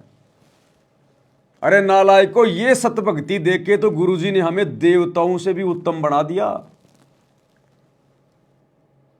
आज ब्रह्मा विष्णु महेश का भी इतना सम्मान नहीं है जितना आप और हमारा है भक्ति मार्ग में। और तुम नालायकों उन जाटों के पास पहुंच गए, उनकी धर्मशाला बनवा के गले में 2 फूलों की माला डलवा कर सम्मान प्राप्त करने के लिए। अरे अगर ये कर्म ही फोड़ने थे तो संगत से फुड़वा लेते, जगत वालों से क्यों फुड़वाए। अरे धनाना आश्रम में कर्म फुड़वा लेते, अपने हॉस्पिटल का उद्घाटन कर देते, नारियल वारियल फोड़ देते, और भक्तों के हाथ में 5-10 मालाएं पकड़ा देते, और कह देते कि भक्तों हम गुरुजी के दोनों लड़के नारियल फोड़ेंगे, और नारियल फोड़ते ही हमारे गले में माला डाल देना। अरे कर्म फुड़वाने लेते तो अपने घर में फुड़वा लेते, नालायकों बाजार में जाके क्यों फुड़वाए। तो क्या छोड़ा तुमने। इसलिए गुरुजी कहते हैं राज त्यागना सहज है, सहज नारी का ने, ये मान बढ़ाई ईर्ष्या दुर्लभ तजना। ये सतगुरु के दरबार में है ग्राहक कोटि अनंत, 4 चीज ये चाहते रिद्धि सिद्धि मान महंत। ये तो मान बढ़ाई के भूखे हैं। कोई एक आधा होता है सतगुरु के दरबार में जिनको भक्ति चाहिए, परमात्मा चाहिए, बाकी तो मान बढ़ाई वाले गधे हैं, गधे। और ये दिखाई दे गए। अगर परमात्मा ये परीक्षा ना लेता बरवाला कांड के बाद, कैसे पता चलता कि कितनी बड़ी गंदगी गुरुजी के बेटा बेटी में भरी है, गुरुजी के भाई में भरी है, इन कोऑर्डिनेटरों में भरी है। ये तो कति कोयले हैं, कोयले। कोयले को कितना घिस लो काला काला आएगा। इनके अंदर बकवाद ही बकवाद है और कुछ नहीं है इनके अंदर। और कोयले की खान में भैया चाहे तुम कितना ही सावधानी बरत लो, तुम्हारे दाग लगेगा ही लगेगा। इन आश्रमों में कितना ही तुम भगत बन लो, तुम्हारी मर्यादा टूटेगी टूटेगी। कोयले की खान में कितना ही जतन करो, काजल का दाग भाई लागे ही लागे। ये हाल हो रहा भाई संगत का बिल्कुल। मच्छंद्रनाथ बन गए सारे मच्छंद्रनाथ की, मरते मरते एक बार मजा तो ले लें। सिंगलदीप पहुंच गया, राजा के शरीर में घुस गया कि एक बार गृहस्थ जीवन के मजे तो ले ले। वो तो मैंने कभी लिए नहीं, मुझे पता ही नहीं गृहस्थ जीवन का आनंद क्या होता है। एक पल में सारी भक्ति का सत्यानाश करके आ गया। ले ले अब औरतों के मजे, ले ले राजा बन के रानी के मजे। सारी भक्ति डिस्चार्ज हो गई, निकल भी नहीं पा रहा था उस राजा के शरीर से मच्छंद्रनाथ। तो ले लो मजे जाटों की धर्मशाला बनवा के, ले लो मजे नरेंद्र मोदी की रैलियों में उसका थूक चाट के, ले लो मजे स्टेडियम बनवा के, ले लो मजे आरक्षण में बैठ के, ले लो मजे गैंगस्टरों की सीबीआई जांच का समर्थन करके, ले लो मजे अयोध्या में भंडारा लगवा के। तुम्हारी बैटरी डिस्चार्ज हो गई है। गधे बना के छोड़ेगा ये काल, गधे बना के। और कुमार भी कोई ऐसा देगा तुम्हें, हाँ, कि वो उधर से तो कुमार के मारेगे लठ उसकी कुमारी। अब कहते ना कि भाई कुमार का कुमारी पे तो जोर चलता नहीं, वो फिर वो गधे के मारता है। तो तुम्हें ऐसे कुमार के नीचे डालेगा गुरुजी, गधा बना के, जिस कुमार की कुमारी कुमार को रोज मारती हो। और वो कुमार फिर बाहर जाके गधे के मारेगा, फिर वो जोर वहां निकालेगा वो। तो तुम्हारे को तो गधा भी इसी क्वालिटी का बनाएगा ये परमात्मा। इतनी ऊंचा उठाना पड़ेगा अपनी बुद्धि को। संसारिक लोगों की तो वृत्ति ऐसी होती है, पर सब कुछ त्याग के तो परमात्मा कहते हैं उसका एक लगा थप्पड़ थप्पड़ असली रूप में आ गई। बोला भले आदमी के राज त्याग गया तने। फिर गुरुजी असली रूप में आ गए। पहले तो मालन बने हुए थे, बेर बेच रहे थे औरत बन के, फिर असली रूप में आ गए और एक थप्पड़ मारा उसके अब्राहिम के कि गधे तूने क्या छोड़ा। तो ये विचार करने की बात है, शिक्षा दे रहे हैं गुरुजी। किसी भी रूप में ये गुरु हमारी परीक्षा ले सकता है, किसी भी रूप में। सामने से कोई जवान कोई लड़की आ रही है, कोई बहन आ रही है, आकर्षक है, अब तुम्हें क्या पता कि वो तुम्हारा गुरु है, और तुम तो उसकी तरफ देखते रहोगे, अपनी भक्ति फोड़ लोगे अपने कर्म, और वो तुम्हारा गुरु है, वो सामने से जो आ रहा हो। तुम्हें क्या पता, अब्राहिम को क्या पता ये मालन कौन है। ऐसे ही परीक्षा लेगा गुरु। तो जब भी कोई ऐसा विशेष कोई काल का दबाव महसूस हो, ऐसा कोई विशेष कोई आकर्षण किसी मां में, किसी बहन में, किसी राह चलती हुई किसी औरत में, दूसरे के धन में, या वैसे भी हम लोग अपनी जो अमल की बस में जा रहे हैं, खुले पैसे नहीं है, कंडक्टर थोड़ा सा जोर से बोलेगा, मैं कहां से लाऊं मैं इतने खुले पैसे, हर कोई मेरे को 500 का नोट दे रहा है, कहां से लाऊं मैं खुले। क्या पता तेरा गुरु है वो कंडक्टर, तेरी परीक्षा ले रहा है, तेरे को वो गुस्सा दिलाना चाह रहा है, तेरी परीक्षा लेना चाह रहा है, और तेरे को कहा क्या रे 500 दे रहे हो सारे के सारे, शर्म नहीं आती। अब तुम कहोगे ज्यादा ना बोले, 500 लेना तो ले ले। अब गए काम से, गए काम से। जगत तो कुछ भी बोल सकता है भैया, कुछ भी बोलेगा जगत तो। ये किसी भी रूप में आके गुरु हमारी परीक्षा ले लेगा, किसी भी रूप में, कैसे भी। जैसे अब्राहिम की परीक्षा ले ली मालन बन के, और फिर मारा एक थप्पड़। आज भाई अपने वास्तविक रूप में आके थप्पड़ नहीं मारेगा, आज तो रिजल्ट देगा, फिर लास्ट में रिजल्ट।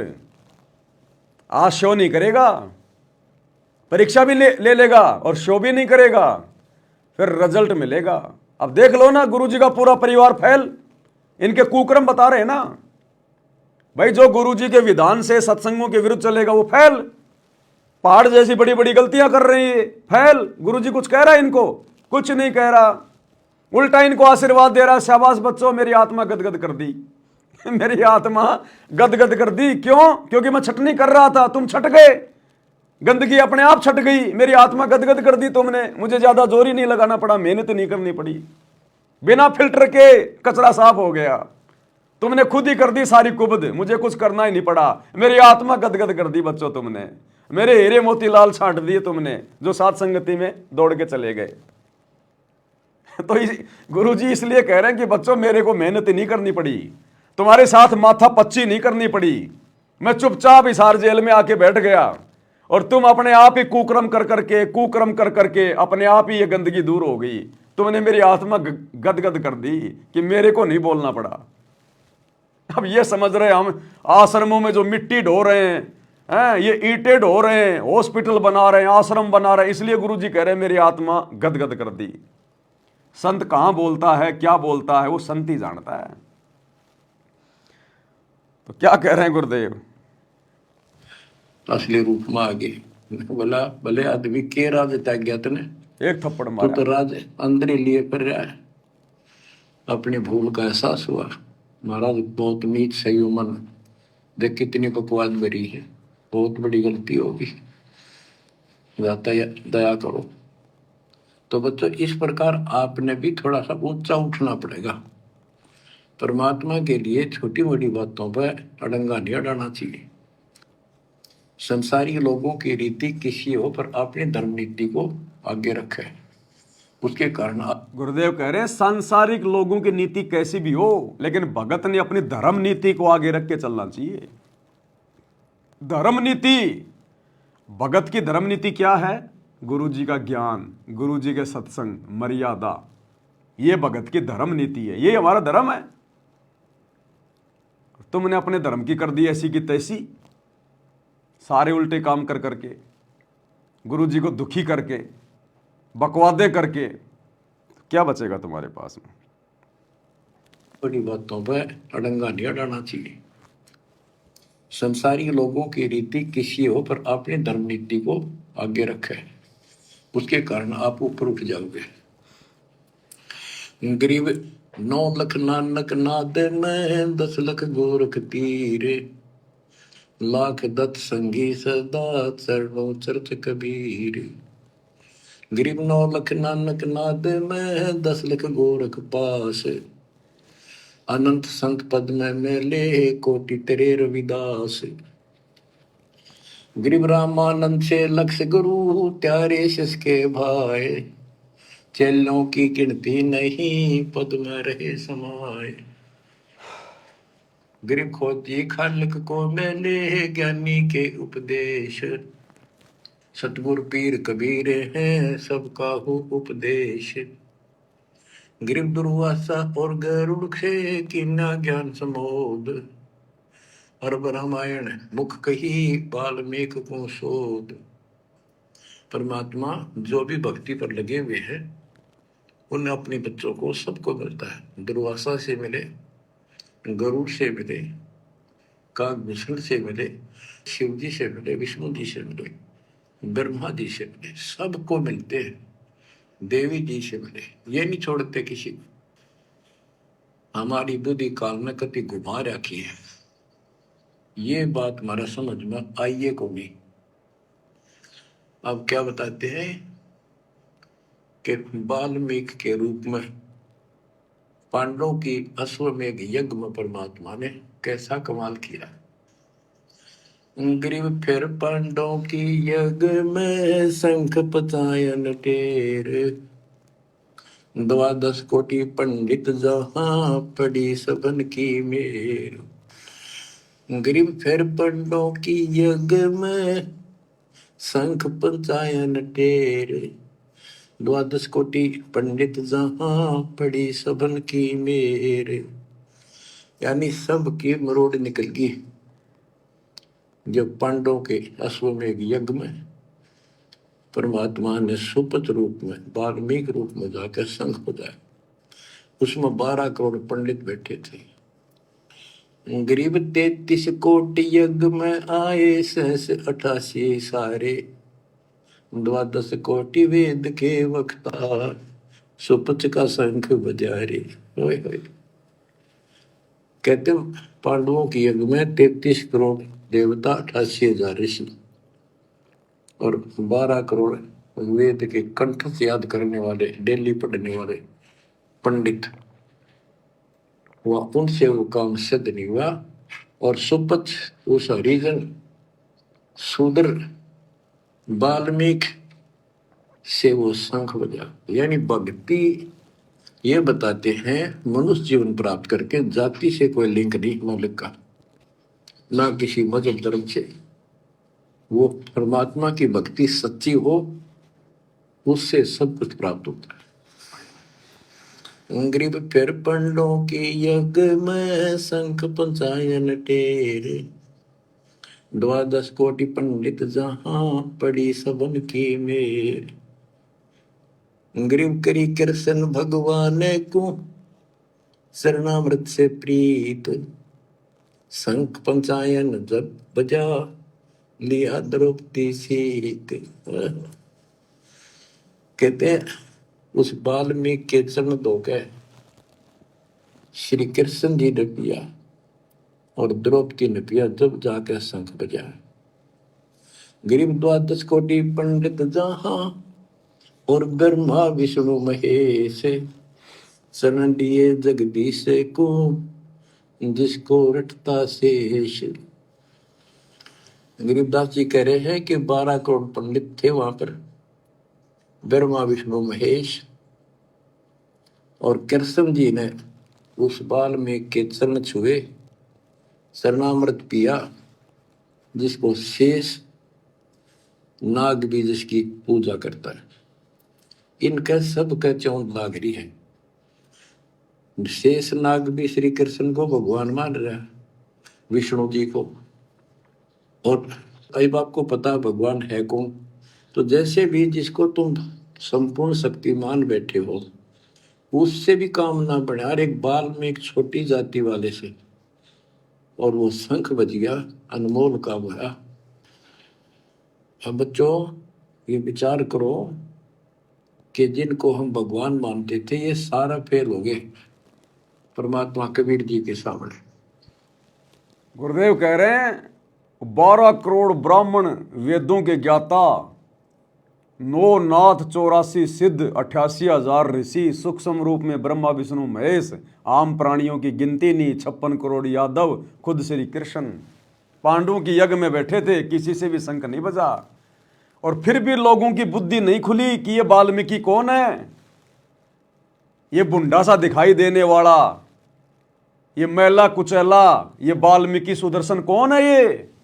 फिर भी आंख नहीं खुली किसी की, और भगवान से वंचित रह गए।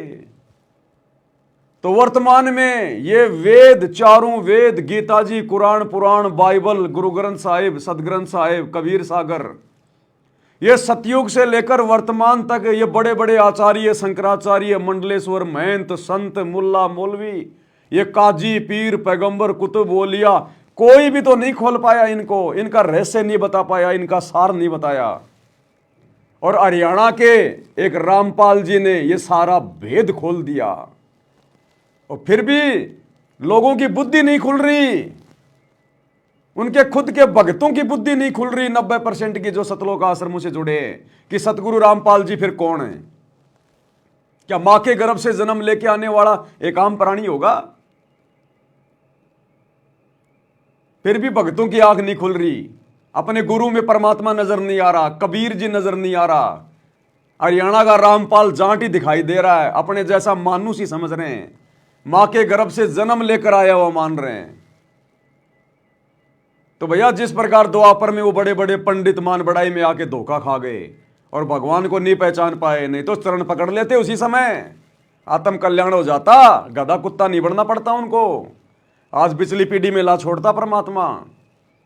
तो इसी प्रकार वर्तमान में पिछली पीढ़ी में आकर भी हम भक्तों की आंखें नहीं खुल रही, ऐसे समर्थ गुरु को नहीं पहचान रहे, भगवान को नहीं पहचान रहे, जिन्होंने पूरी दुनिया के धर्म ग्रंथ खोल के रख दिए, पूरे अध्यात्म को खोल के रख दिया, ब्रह्मा विष्णु महेश की जन्म और मृत्यु बता दी, इनकी आयु बता दी, अक्षर पुरुष तक की बता दी, जिसके बारे में कोई जानता भी नहीं था। पूरी सृष्टि रचना खोल दी, ऊपर के चारों लोक खोल दिए, साहेब ने भेद दिया सब खोला अपनी सतलोक राजधानी का, और फिर भी अपने जैसा मां के गर्भ से जन्म लेकर आए हुआ मानुष मान रहे हैं। इसलिए तो गरीबदास जी बार बार कह रहे थे कि गलती मत करना, गुरु मानुष कर जानते वो नर के ये अंधे, ओए दुखी संसार में आगे यम के फंदे।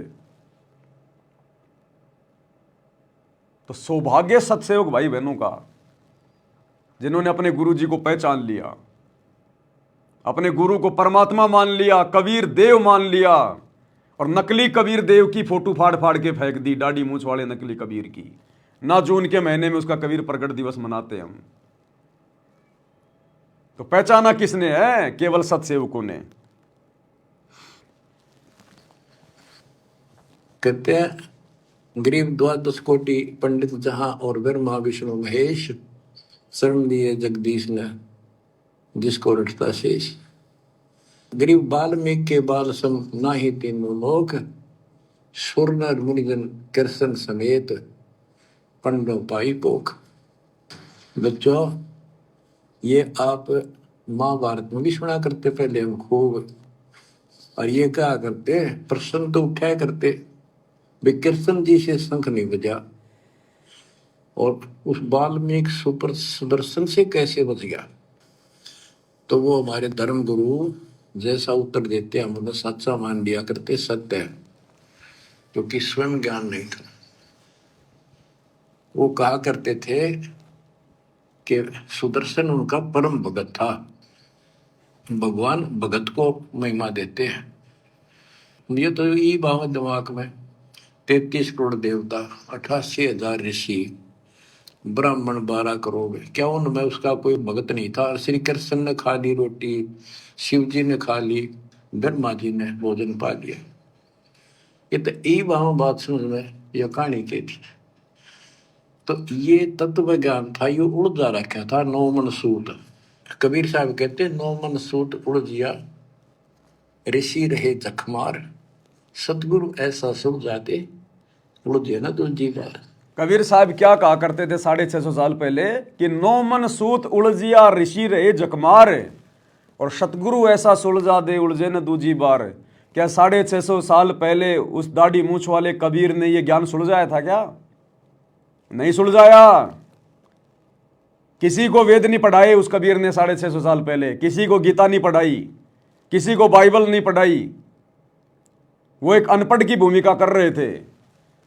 उन्होंने ये सूत नहीं उलझाया, ये आध्यात्मिक ज्ञान नहीं सुलझाया 650 साल पहले। उन्होंने भी ऑप्शन छोड़ दिया कि सतगुरु ऐसा सुलझा दे उलझे न दूजी बार, कि इसको तो सच्चा सतगुरु सुलझाएगा। क्यों भाई? भगवान था ना, सुलझा देता 650 साल पहले। अब तुम कहोगे नहीं वो तो ठीक का समय नहीं था इसलिए नहीं सुलझाया, आज है ठीक का समय। तो आज अगर ठीक का समय है तो फिर वही कबीर क्यों नहीं आया? अरे फिर वही दाढ़ी मूछ लगा के क्यों नहीं आया? आ जाता फिर वही दाढ़ी मूछ लगा के सुलझाने के लिए, क्योंकि तो ठीक का समय आ गया ना। तो अब आ जाता दाढ़ी मूछ लगा के। तो अब सुलझाया है ये 9 मन सूत उलझा हुआ आध्यात्मिक ज्ञान। किसने? सतगुरु रामपाल जी ने। जिस आध्यात्मिक ज्ञान को वो दाढ़ी मूछ वाला कबीर भी नहीं सुलझा पाया 650 साल पहले, उस ज्ञान को आज सतगुरु रामपाल जी ने सुलझाया। इसलिए करें सतगुरु ऐसा सुलझा दे उलझे न दूजी बार। तो सतगुरु की भूमिका कौन करता है? कबीर भगवान। आज हम सतगुरु किसको कहते हैं? अपने गुरु जी को। और सतगुरु की क्या परिभाषा है? ना सतगुरु जननी जने और जाके माना बाप, पिंड ब्रह्मंड से रहित है नावा तीनों ताप। ये ज्ञान को आधार बनाना पड़ेगा। परमात्मा ने सामने थाली रख दी, अब तुम्हारे मुंह में नहीं ठोकेगा। तत्व ज्ञान दे दिया परमात्मा ने, निष्कर्ष तुमने निकालना पड़ेगा गुरु जी के सत्संगों का। गुरु जी नहीं देगा तुम्हें बना बना के जलेबी। अब तुम्हारे हाथ थोड़ी कटे हुए हैं कि तुम्हारे मुंह में भी भगवान ठोकेगा इस ज्ञान को। अब जानवर थोड़ी है। अरे जानवर को भी उसका मालिक मुंह में दे दे के नहीं खिलाता, उसके सामने पटक देता है। जिसको भूख है खा लेगा, नहीं तो मरो। तो सतगुरु के सत्संगों को खुद ही समझना पड़ेगा, चिंतन मनन करना पड़ेगा। साध संगति से जुड़ना पड़ेगा, भीख मांगनी पड़ेगी, तब ये सद्बुद्धि देता। सतगुरु ऐसे नहीं देगा। तो ये उलझा हुआ ज्ञान आस उलझाया। सतगुरु की वाणी है अनमोल, इसे ना समझ सके अनबोल। साहिब का भेद दिया सब खोल, साहिब ने भेद दिया सब खोल, अपनी सतलोक राजधानी का। आज खोला वो सारा भेद। 650 साल पहले दाढ़ी मूछ वाले कबीर ने नहीं खोला भेद। उस समय तो मना कर दिया था कि धर्मदास मेरी लाख दुआई, ये मूल ज्ञान कहीं बाहर न जाई। इस मूल ज्ञान किसी को मत बताना। आज है उस मूल ज्ञान का डंका पीट दिया सतगुरु रामपाल जी ने। साहिब ने भेद दिया सब खोला, अपनी सतलोक राजधानी का। आज खोला भेद। तो कौन हुआ फिर असली साहिब, असली कबीर, असली सतगुरु?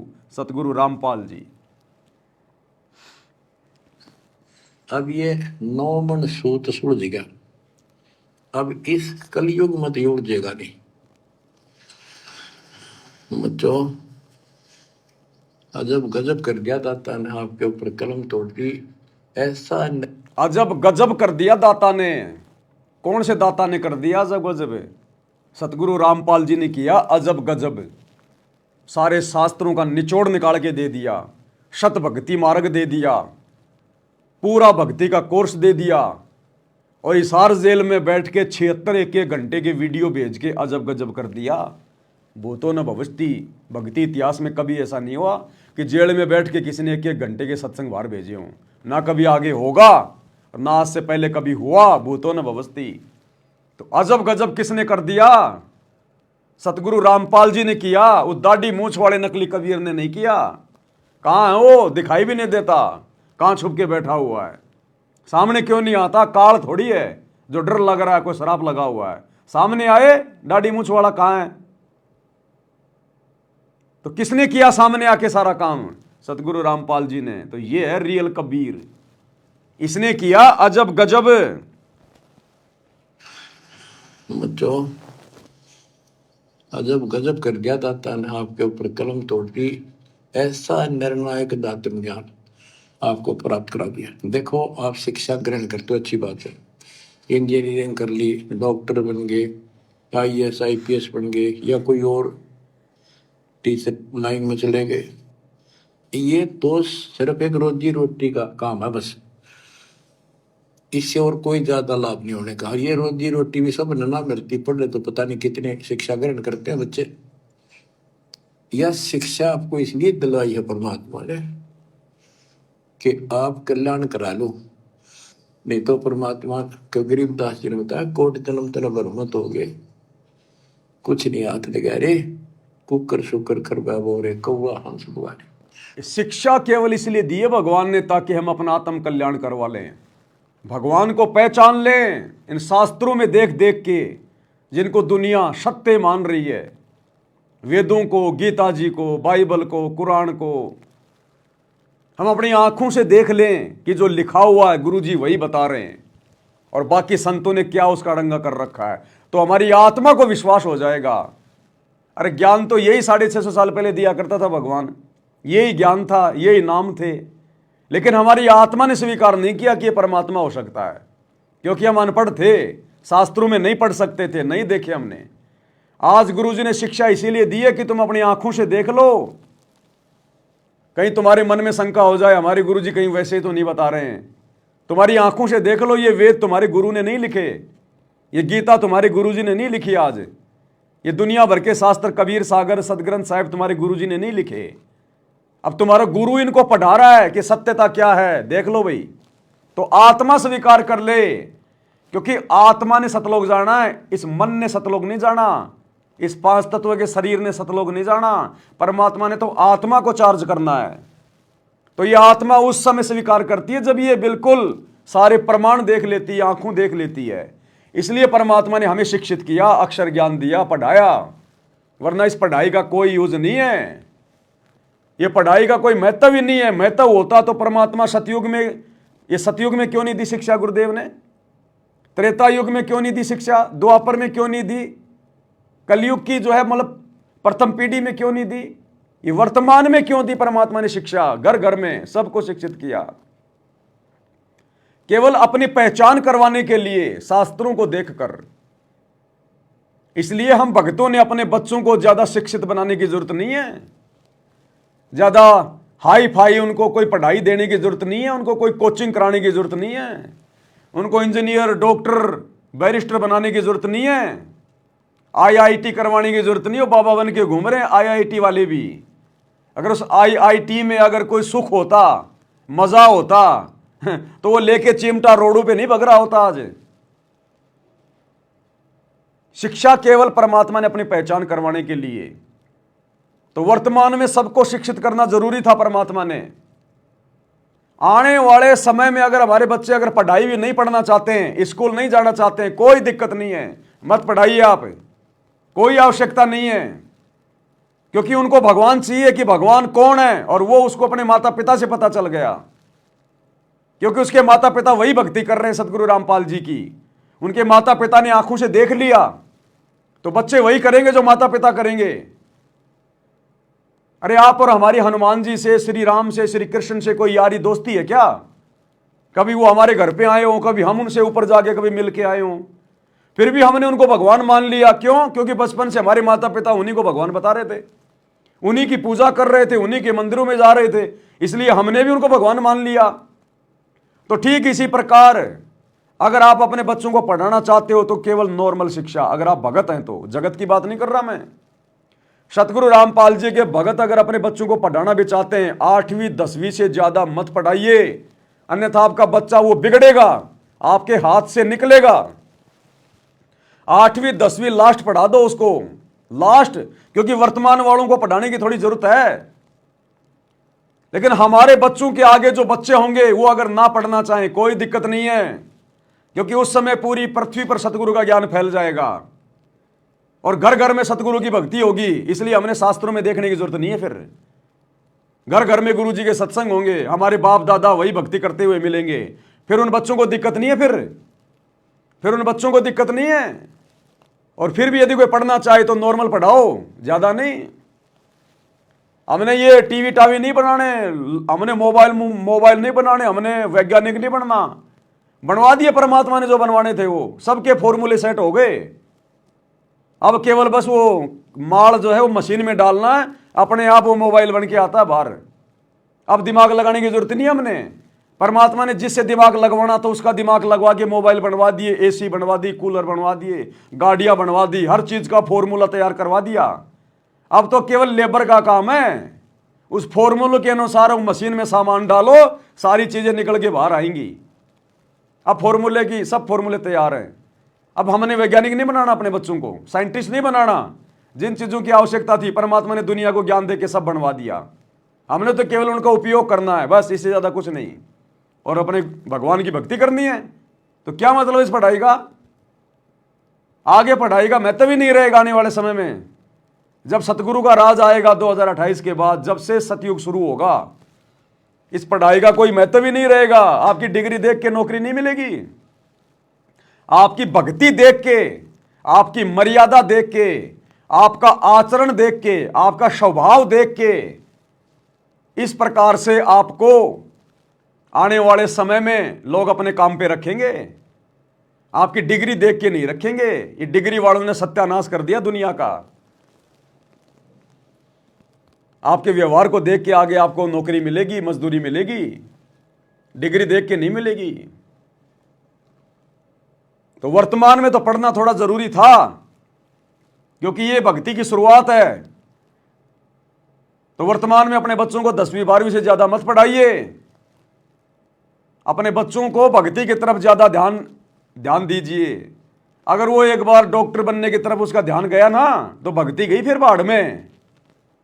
एक बार यदि साइंटिस्ट बनने की, इंजीनियर बनने की, कोई और ऐसा बनने की अगर उसके मन में आ गई ना, फिर वो बेटा तुम्हारे हाथ में नहीं आएगा, फिर वो बेटी तुम्हारे हाथ में नहीं आएगी, फिर उसका ध्यान वहीं चला जाएगा, मैंने तो इंजीनियर बनना है। अब इंजीनियर बन के कौन सा वो भाई मंगल ग्रह पे जाएगी, और जा भी आएगी तो पत्थर के टुकड़ों के अलावा क्या लाएगी। तो 8वीं 10वीं से ज्यादा बच्चों को मत पढ़ाइए अगर उनका भविष्य चाहते हैं तो। हाँ, यदि अपना बाप बनाना चाहते हैं कि आगे चल के खुद भी भक्ति ना करे और हमारे को भी भक्ति से दूर करे, बकवाद करे, तो भाई उसको बनाओ तुम बैरिस्टर। बनाओ उसको, तुम जज बनाओ, वकील बनाओ, फिर उसको लगाओ दिमाग फालतू की बातों में। तो 8वीं 10वीं से ज्यादा नहीं। और आने वाले समय में 20 30 40 50 साल के बाद तो बच्चों को पढ़ाने की भी जरूरत नहीं है। पढ़ाने की भी सिर्फ भक्ति की जरूरत है, वो तो बचपन से भक्ति पे लगेंगे। तो इस प्रकार से ये नित्य नियम तो अपने आप याद हो जाते हैं, अपने आप ही। और रोजाना पुस्तक लेके नित्य नियम करेगा ना, चाहे स्कूल भी मत भेजो उसको, वो सारे शब्द याद हो जाएंगे।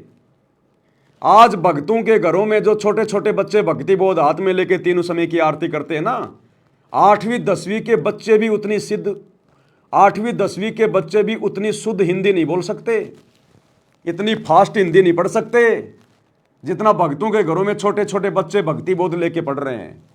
क्योंकि उनका रोजाना का नियम है, रिहर्सल है। अरे स्कूल में क्या कराया जाता है?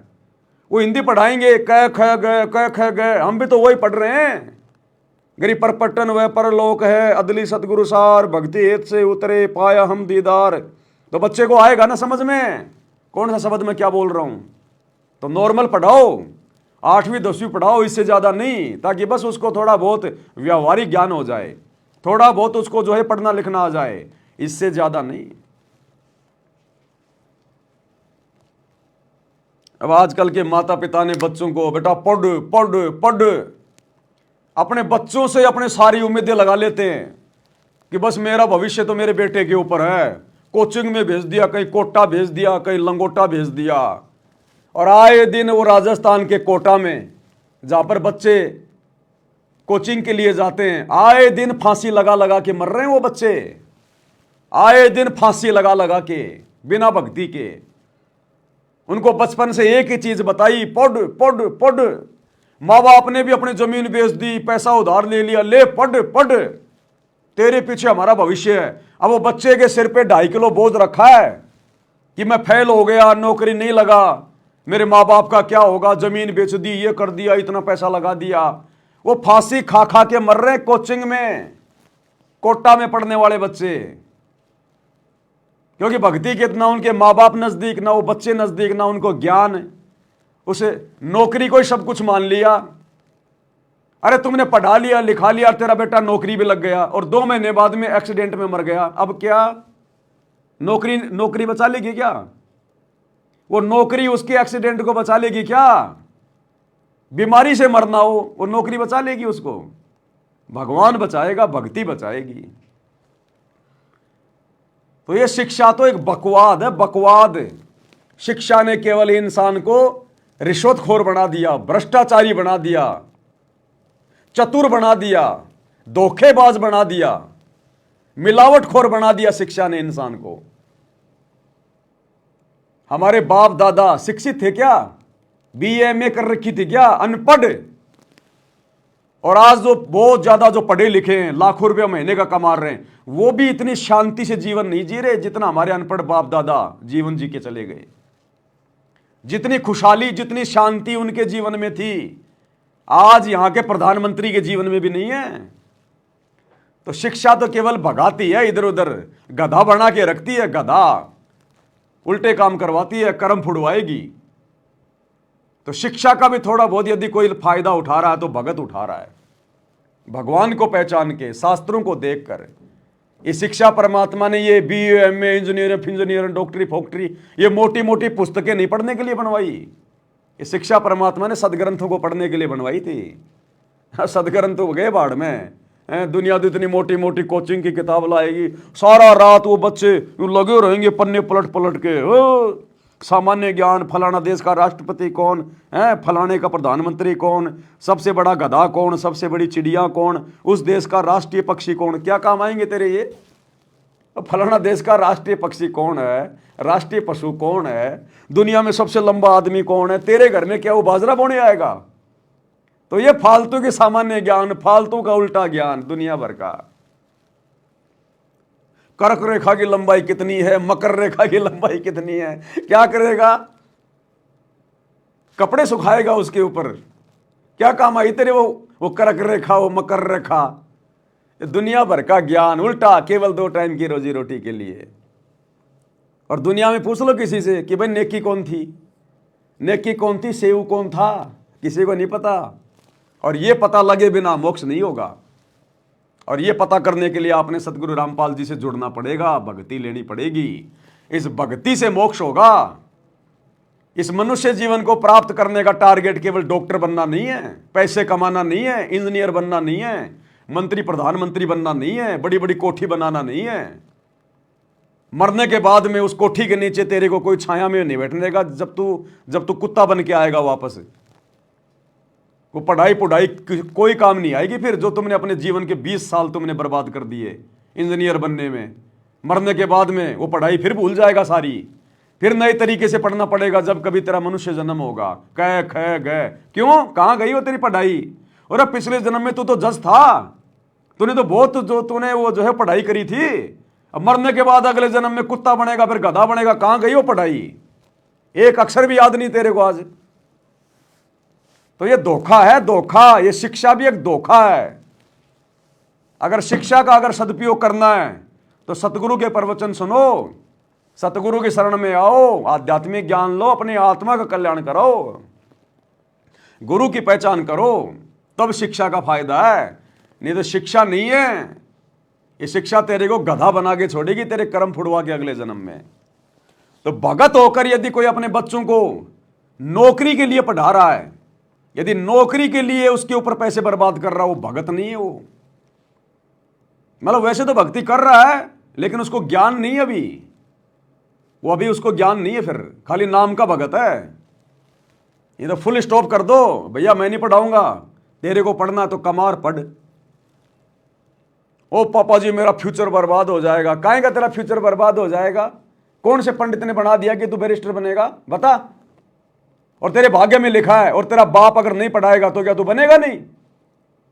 जिन बच्चों के माता पिता मर जाते हैं उनको जन्म देते ही, वो बच्चे आज वकील बन के बैठे हैं, जज बन के बैठे हैं, वो माँ बाप ने बनाया क्या? तो तेरे भाग्य में होगा तो बन जाएगा। बाकी मैं तो नहीं पढ़ाने वाला भाई। 8वीं 10वीं पढ़ा दी, कोई काम धंधा करना तो कर, नहीं तो खेत में काम कर, अपनी भक्ति कर, इससे ज्यादा नहीं। और तेरे भाग्य में तो फिर पढ़ जा, बन जा, फिर मेरे से हाथ जोड़। मैं तो 2 पैसे कमाता हूं, अपने भगवान की भक्ति में लगाऊंगा, अपने दान धर्म में लगाऊंगा। तेरी फालतू में शिक्षा में लगा कि मुझे क्या मिलेगा? क्या देगी तेरी शिक्षा मुझे? तो बच्चों को भैया भक्ति पे लगाओ, भक्ति वाली शिक्षा दो ना। स्कूल में भेजते हैं, 8 घंटे स्कूल में पढ़ते हैं, 2-4 घंटे वो घर पे लगे रहते हैं, और अब 1 घंटे अपने बच्चों से माला भी नहीं करवाते। 1 घंटा बैठा के अपने बच्चों को माला भी नहीं करवा रहे, और स्कूल में 8-8 घंटे पढ़ा रहे हैं। तो भैया भक्ति को महत्व देना पड़ेगा, भक्ति से बात बनेगी। ये शिक्षा विक्षा कुछ नहीं है। और काहे की शिक्षा? करोड़ों बच्चे डिग्रियां ले लेके निकल रहे हैं आज, करोड़ों बच्चे। नौकरी मिलती कितने को है? 2% को, मुश्किल से 2% को हाथा जोड़ के। कहीं पे कोई पैसा देना पड़ रहा है, कहीं पे कोई जैक लगाना पड़ रहा है। 100 में से 2 बच्चों को नौकरी मिल रही है। बाकी डिग्रियां ले लेके उनकी पुंगी बजा के बजा रहे हो। पी रोड पे खड़े होके पाने पतासे बेच रहे हैं वो, बीए करने वाले, एमबीए करने वाले, पकोड़े उतार रहे हैं, पकोड़े। अब वो डिग्री को कर लो, गोल मोड़ करके जेब में डाल लो उसको, वो डिग्री दे देगी तुम्हें रोटी। भैया भक्ति से मिलेगा ये रोटी भी मिलेगी ना 2 टाइम की सुख से, भक्ति से मिलेगी, भक्ति से। शिक्षा का महत्व समझो। शिक्षा क्यों दी भगवान ने? आज से पहले क्यों नहीं थी, अब क्यों दी? ये विज्ञान आज से पहले क्यों नहीं थी, अब क्यों दी? ये वैज्ञानिक उपकरण, ये TV, radio, mobile, internet, computer पहले क्यों नहीं थे, अब क्यों दी? क्योंकि अब भक्ति युग है, भक्ति में सहयोग के लिए दी। और यदि इनका बकवाद करेंगे, 2 टाइम की रोजी रोटी तक ही सीमित रहेंगे, नौकरी के लिए ही अगर हम पढ़ेंगे पढ़ाएंगे, कुछ नहीं मिलेगा, कुछ नहीं मिलेगा।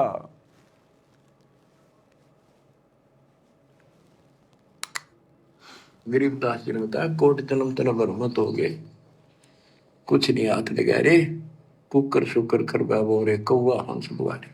कोटि जन्म तू राजा की ना मिटी न मन की आशा, भिक्षक होकर दर दर घूमा मिला ना निर्गुण रासा। इंद्र कुबेर ईश की पदवी, ब्रह्मा वर्ण धर्म राया, विष्णुनाथ के पुर को जाकर तो फिर पूछा। अब ठीक है, तुम ईशन फाइनल माल बैठे, बहुत अच्छा पढ़ गया बेटा बेटी, बहुत बढ़िया नौकरी लगी, वाह वाह वाह। अरे के इंद्र कुबेर ईश की पदवी, ब्रह्मा वरुण धुमराए, विश्वनाथ के पुरतों जाकर फिर भी वापस आए। आज तो छोटी मोटी कोई नौकरी लग गया, कोई चपड़ासी लग गया, कोई प्रिंसिपल लग गया, कोई डॉक्टर बन गया। अरे गुरुजी कह रहे नालायको, तुम तो ब्रह्मा विष्णु महेश तक बन चुके हो। अब ये छोटी मोटी ये नौकरियां प्राप्त करके अपने आप को तुम धन्य मान रहे हो। मेरा बेटा नौकरी लग गया, फूला नहीं समारा, मिठाइयां बांट रहा है। और वो गधा कितनी बार बन लिया वो बेटा बेटी, वो गधी कितनी बार बन ली वो बेटा बेटी, वो याद नहीं है। और कोटि जन्म तू राजा की ना मिटी न मन की आशा, करोड़ों बार राजा बन लिए। अरे आज तो नौकरी कर रहे हो, करोड़ों जन्म तुम राजा के प्राप्त कर चुके हो, ब्रह्मा विष्णु महेश के तुम जन्म प्राप्त कर चुके हो। अब बिना ज्ञान के कुछ याद नहीं है, कुछ पता नहीं है। आज कोई चपड़ासी लग जाए तो पता नहीं सीना फुला लेता है, मैं तो चपड़ासी लग गया है, मांझने तो कफ ही है बेटा है, बन जाए तू कुछ भी। नौकरी नौकरी है, नौकरी यानी गुलामी। नौकरी नौकरी है, दूसरे के अधीन रहना, वो गुलामी है। गरीब 3 लोग का राज, जय जीव को कोई दे, लाख बधाई क्या करे जब नहीं नाम तेरे। एक छोटी सी पोस्ट या पद या मंत्री, मुख्यमंत्री, प्रधानमंत्री बन गया, छड़ दे इन गल्लां कुछ ना दे रहा इन बातां में। एक गुरु जी कह रहे हैं अगर प्रधानमंत्री भी बन गया, तू देश का राष्ट्रपति भी बन गया, तो भी छोड़ दे गल्ला, कुछ नहीं है। अगले जन्म में गधापति बना मिलेगा बिना भक्ति के। एक हरि की भक्ति बिन राजा गधा होए, माटी लदे कुम्हार की घास न डाल कोई। अब बताओ फिर वो डॉक्टर इंजीनियर फलाना देखना, इनकी तो औकात क्या है। जब मरने के बाद में भक्ति ना करने वाला राजा भी गधा बनता है, तो छोटी मोटी नौकरियां करके तुम क्या सीना फुला रहे हो। तो ज्ञान की कमी है भाई। मंत्री, मुख्यमंत्री, प्रधानमंत्री बन गया, छड़ दे इन गल्लां कुछ ना दे रहा इन बातां में। एक कोडी का जीव नहीं जिसके पास सच्ची भक्ति नहीं। आपके ऊपर जो मालिक ने कृपा करती, पुण्यात्मा हो, आप सामान्य आत्मा नहीं हो।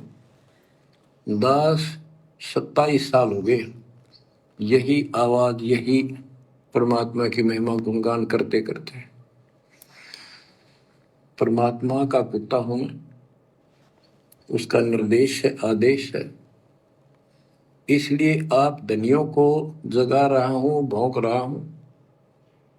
और कुत्ता जो भौंकता है तो मालिक ने समझ लेना चाहिए कोई आपत्ति है, उठ के जागना चाहिए, इधर उधर देखना चाहिए, अपना धन संभालना चाहिए। आंखें खोल लो, कुर्बान हो जाओ। ये बार बार दास जो कह रहा है, कोई मूर्ख नहीं, मैंने कोई स्वार्थ नहीं आपसे, लेकिन आपका भविष्य, आपकी दुर्गति खड़ी दिखाई देती दास को। आप दुर्गति खड़ी दिखाई दे रही है आश्रम वालों की। सत्संग किसके लिए कर रहे हैं? अपने भक्तों के लिए।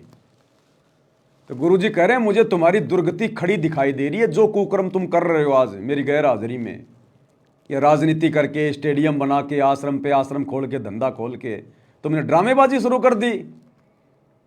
नाम लेते हो तुम कबीर जी का कि कबीर जी 120 साल झोपड़ी में रह गए, और तुमने उसी कबीर के नाम पे ये करोड़ों के आश्रम खोल खोल के बकवादी शुरू कर दी। उस कबीर के नाम पे आश्रम खोल दिया, करोड़ों का ड्रामेबाजी कर रहे हो, और कबीर का झोपड़ा बना दिया साइड में, और लिख दिया कबीर जी शिक्षा दे रहे हैं सूत काट के कि हमने एक सामान्य जीवन जीना चाहिए। वो 300 करोड़ का धनाना आश्रम क्यों खोल दिया भाई? अरे नाम कबीर का, फोटो कबीर की, सूत काट रहा है, झोपड़ी कबीर की कि सामान्य जीवन जीना चाहिए, और ये 100 एकड़ जमीन लेके पटक दी धनाना में। ये क्या है? वो 300 करोड़ का आश्रम बना दिया। वो क्या ड्रामेबाजी है? बनाई कभी कबीर ने? तो ये है ड्रामेबाजी। तो गुरुजी कह रहे हैं मैं सारा देख रहा हूं, तुम्हारा नौटंकी सब कुछ है। गुरुदेव कह रहे हैं तुम्हारी दुर्गति मुझे दिखाई दे रही है, तुम्हारा भविष्य जो तुम ये बकवादे कर रहे हो, गंदी राजनीति, स्टेडियम, आरक्षणबाजी, आश्रमों में ड्रामेबाजी, भक्ति तुम करते नहीं, सत्संग तुम सुनते नहीं, दुनियादारी निभा रहे हो, यारी दोस्ती निभा रहे हो, बकवादे कर रहे हो, मर्यादा सबने तोड़ रखी है। तो गुरुजी कह रहे हैं मुझे सब दिखाई दे रहा है, तुम्हारी दुर्गति खड़ी दिखाई दे रही है। मैंने कोई स्वार्थ नहीं आपसे, लेकिन आपका भविष्य, आपकी दुर्गति खड़ी दिखाई देती है दास को। आपकी ऐसी बिरान माटी असंग बार होली, कुत्ते कदे सूर बनकर धक्के खाए आपने। अब भी डर नहीं लगता। अब तो ये नशा उतर जाना चाहिए आप लोगों का। क्या ये मैं भी बोलने जाऊं तुम सुने जाओ, या भेड़ वाले बीन मत बनाइयो इसने। क्या कह रहे हैं गुरुदेव? किसको कह रहे हैं? अपने भक्तों को कह रहे हैं कि मैं बोले जाऊं, यानी मैं जेल से बैठ बैठ के सत्संग बोले जाऊं और तुम सुनते चले जाना, अनुसरण कोई इसके ऊपर जो है करना मत।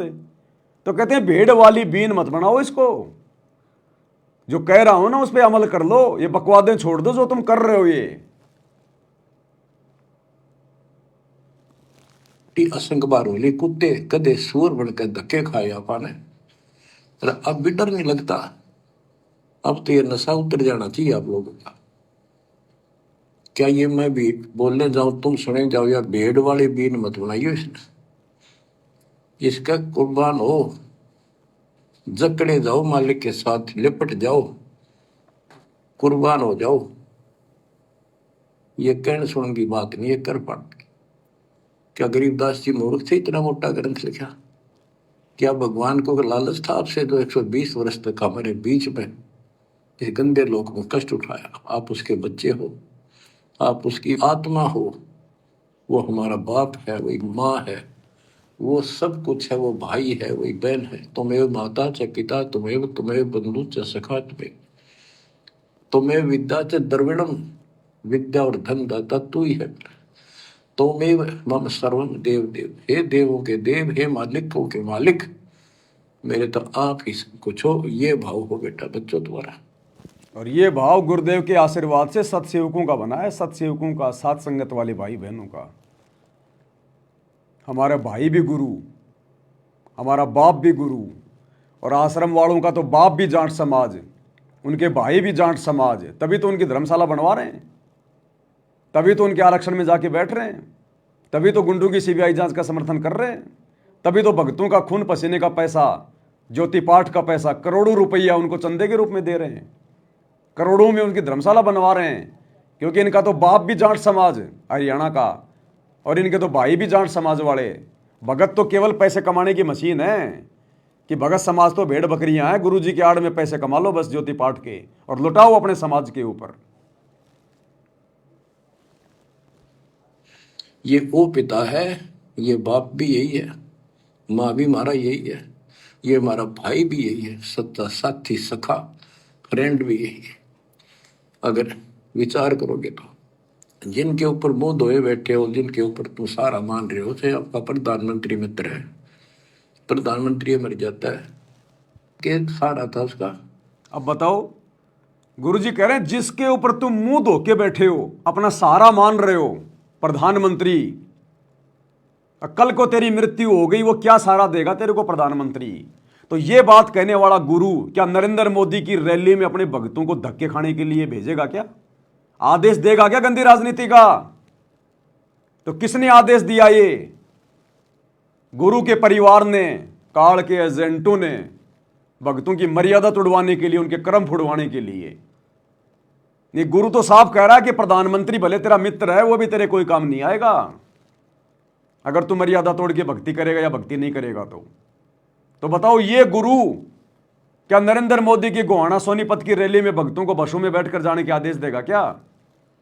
मध्य प्रदेश की भोपाल की नरेंद्र मोदी की रैली में जाने के आदेश देगा क्या? बात बात पे राजनीतिक पार्टियों को वोट डालने का आदेश देगा क्या? जो प्रधानमंत्री को भी रिजेक्ट कर रहा है कि वो भी तेरे कुछ काम नहीं आएगा, तो उनके पीछे दौड़ाएगा अपने भक्तों को? तो कौन दौड़ा रहा है? काल। किसके माध्यम से? गुरु के परिवार के माध्यम से, कोऑर्डिनेटरों के माध्यम से। जिनके ऊपर मुंह धोए बैठे हो, जिनके ऊपर तुम सारा मान रहे हो, चाहे आपका प्रधानमंत्री मित्र है, प्रधानमंत्री मर जाता है कि सारा था उसका, खुद मौत होगी कि रक्षा करी उसने प्रधानमंत्री ने। और ये परमात्मा यहाँ भी साथी, संसार छोड़ के जाओगे बच्चों तो भी साथी। गुरु रामपाल मेरा हरदम साथी, रहे शब्द रूप में साथ, चरण में रखना जी, भोग लगाऊं महिमा गाऊं। साथ संगति से जुड़ो, तब पता चलेगा ये सारे शब्द बने हुए हैं गुरु की महिमा के, कि गुरु रामपाल मेरा हरदम साथी रहे शब्द रूप में साथ। तो गुरु जी क्या कह रहे हैं, गुरु यहां भी साथी और गुरु आगे भी साथी। रक्षा करी उसने प्रधानमंत्री ने, और ये परमात्मा यहाँ भी साथी, संसार छोड़ के जाओगे बच्चों तो भी साथी। ऐसे साथी को भूल कर आंख बंद करके बैठे हो, खोल लो इन आंखों में, खोल लो बच्चों, मर बैठो इस मालिक को पाने के लिए। अर्थात अभी भक्तों की आंखें खुली नहीं है, अभी भक्तों ने अपने गुरु को पहचाना नहीं है, तभी तो कह रहे हैं कि बच्चे आंखें खोलो। कब तक तुम कुतिया के बच्चों की तरह आंखें बंद करके लेटे रहोगे? कुतिया के बच्चे 8-10 दिन बाद जाके आंखें खोलते हैं, और जब तक उनकी आंखें बंद हैं, चाहे सूरी का दूध पिलाओ चाहे कुतिया का दूध पिलाओ, उन्हें पता ही नहीं। तो भक्तों की तो आंखें बंद हैं, चाहे राजनीति कराओ, चाहे जाटों की धर्मशाला बनाओ, चाहे गुंडों की सीबीआई जांच कराओ, चाहे स्टेडियम बनाओ, चाहे रंगोली बनाओ, चाहे आश्रमों में पाखंड करो, कुछ पता नहीं है इन्हें। अभी तो कुतिया के बच्चों की तरह आंखें बंद है संगत की। तो गुरु जी कह रहे आंखें खोलो, कब खोलोगे फिर? तुम्हारे गुरु का तो वापस सतलुज जाने का टाइम हो गया, तुम आंखें बंद करके पड़े हो। थोड़ा बहुत अपनी माँ का भी दूध पी लो, या फिर कुतिया का दूध पीते रहोगे, राजनेताओं की रैलियों में धक्के खाते रहोगे। खोल लो इन आंखों में, खोल लो बच्चों, मर बैठो इस मालिक को पाने के लिए। परमात्मा आपको सद्बुद्धि दे, आपके गंदे लोक की याद सदा बनी रहे, आपका भविष्य नरक बढ़ने से बचे, आपको मोक्ष दे दाता सत साई।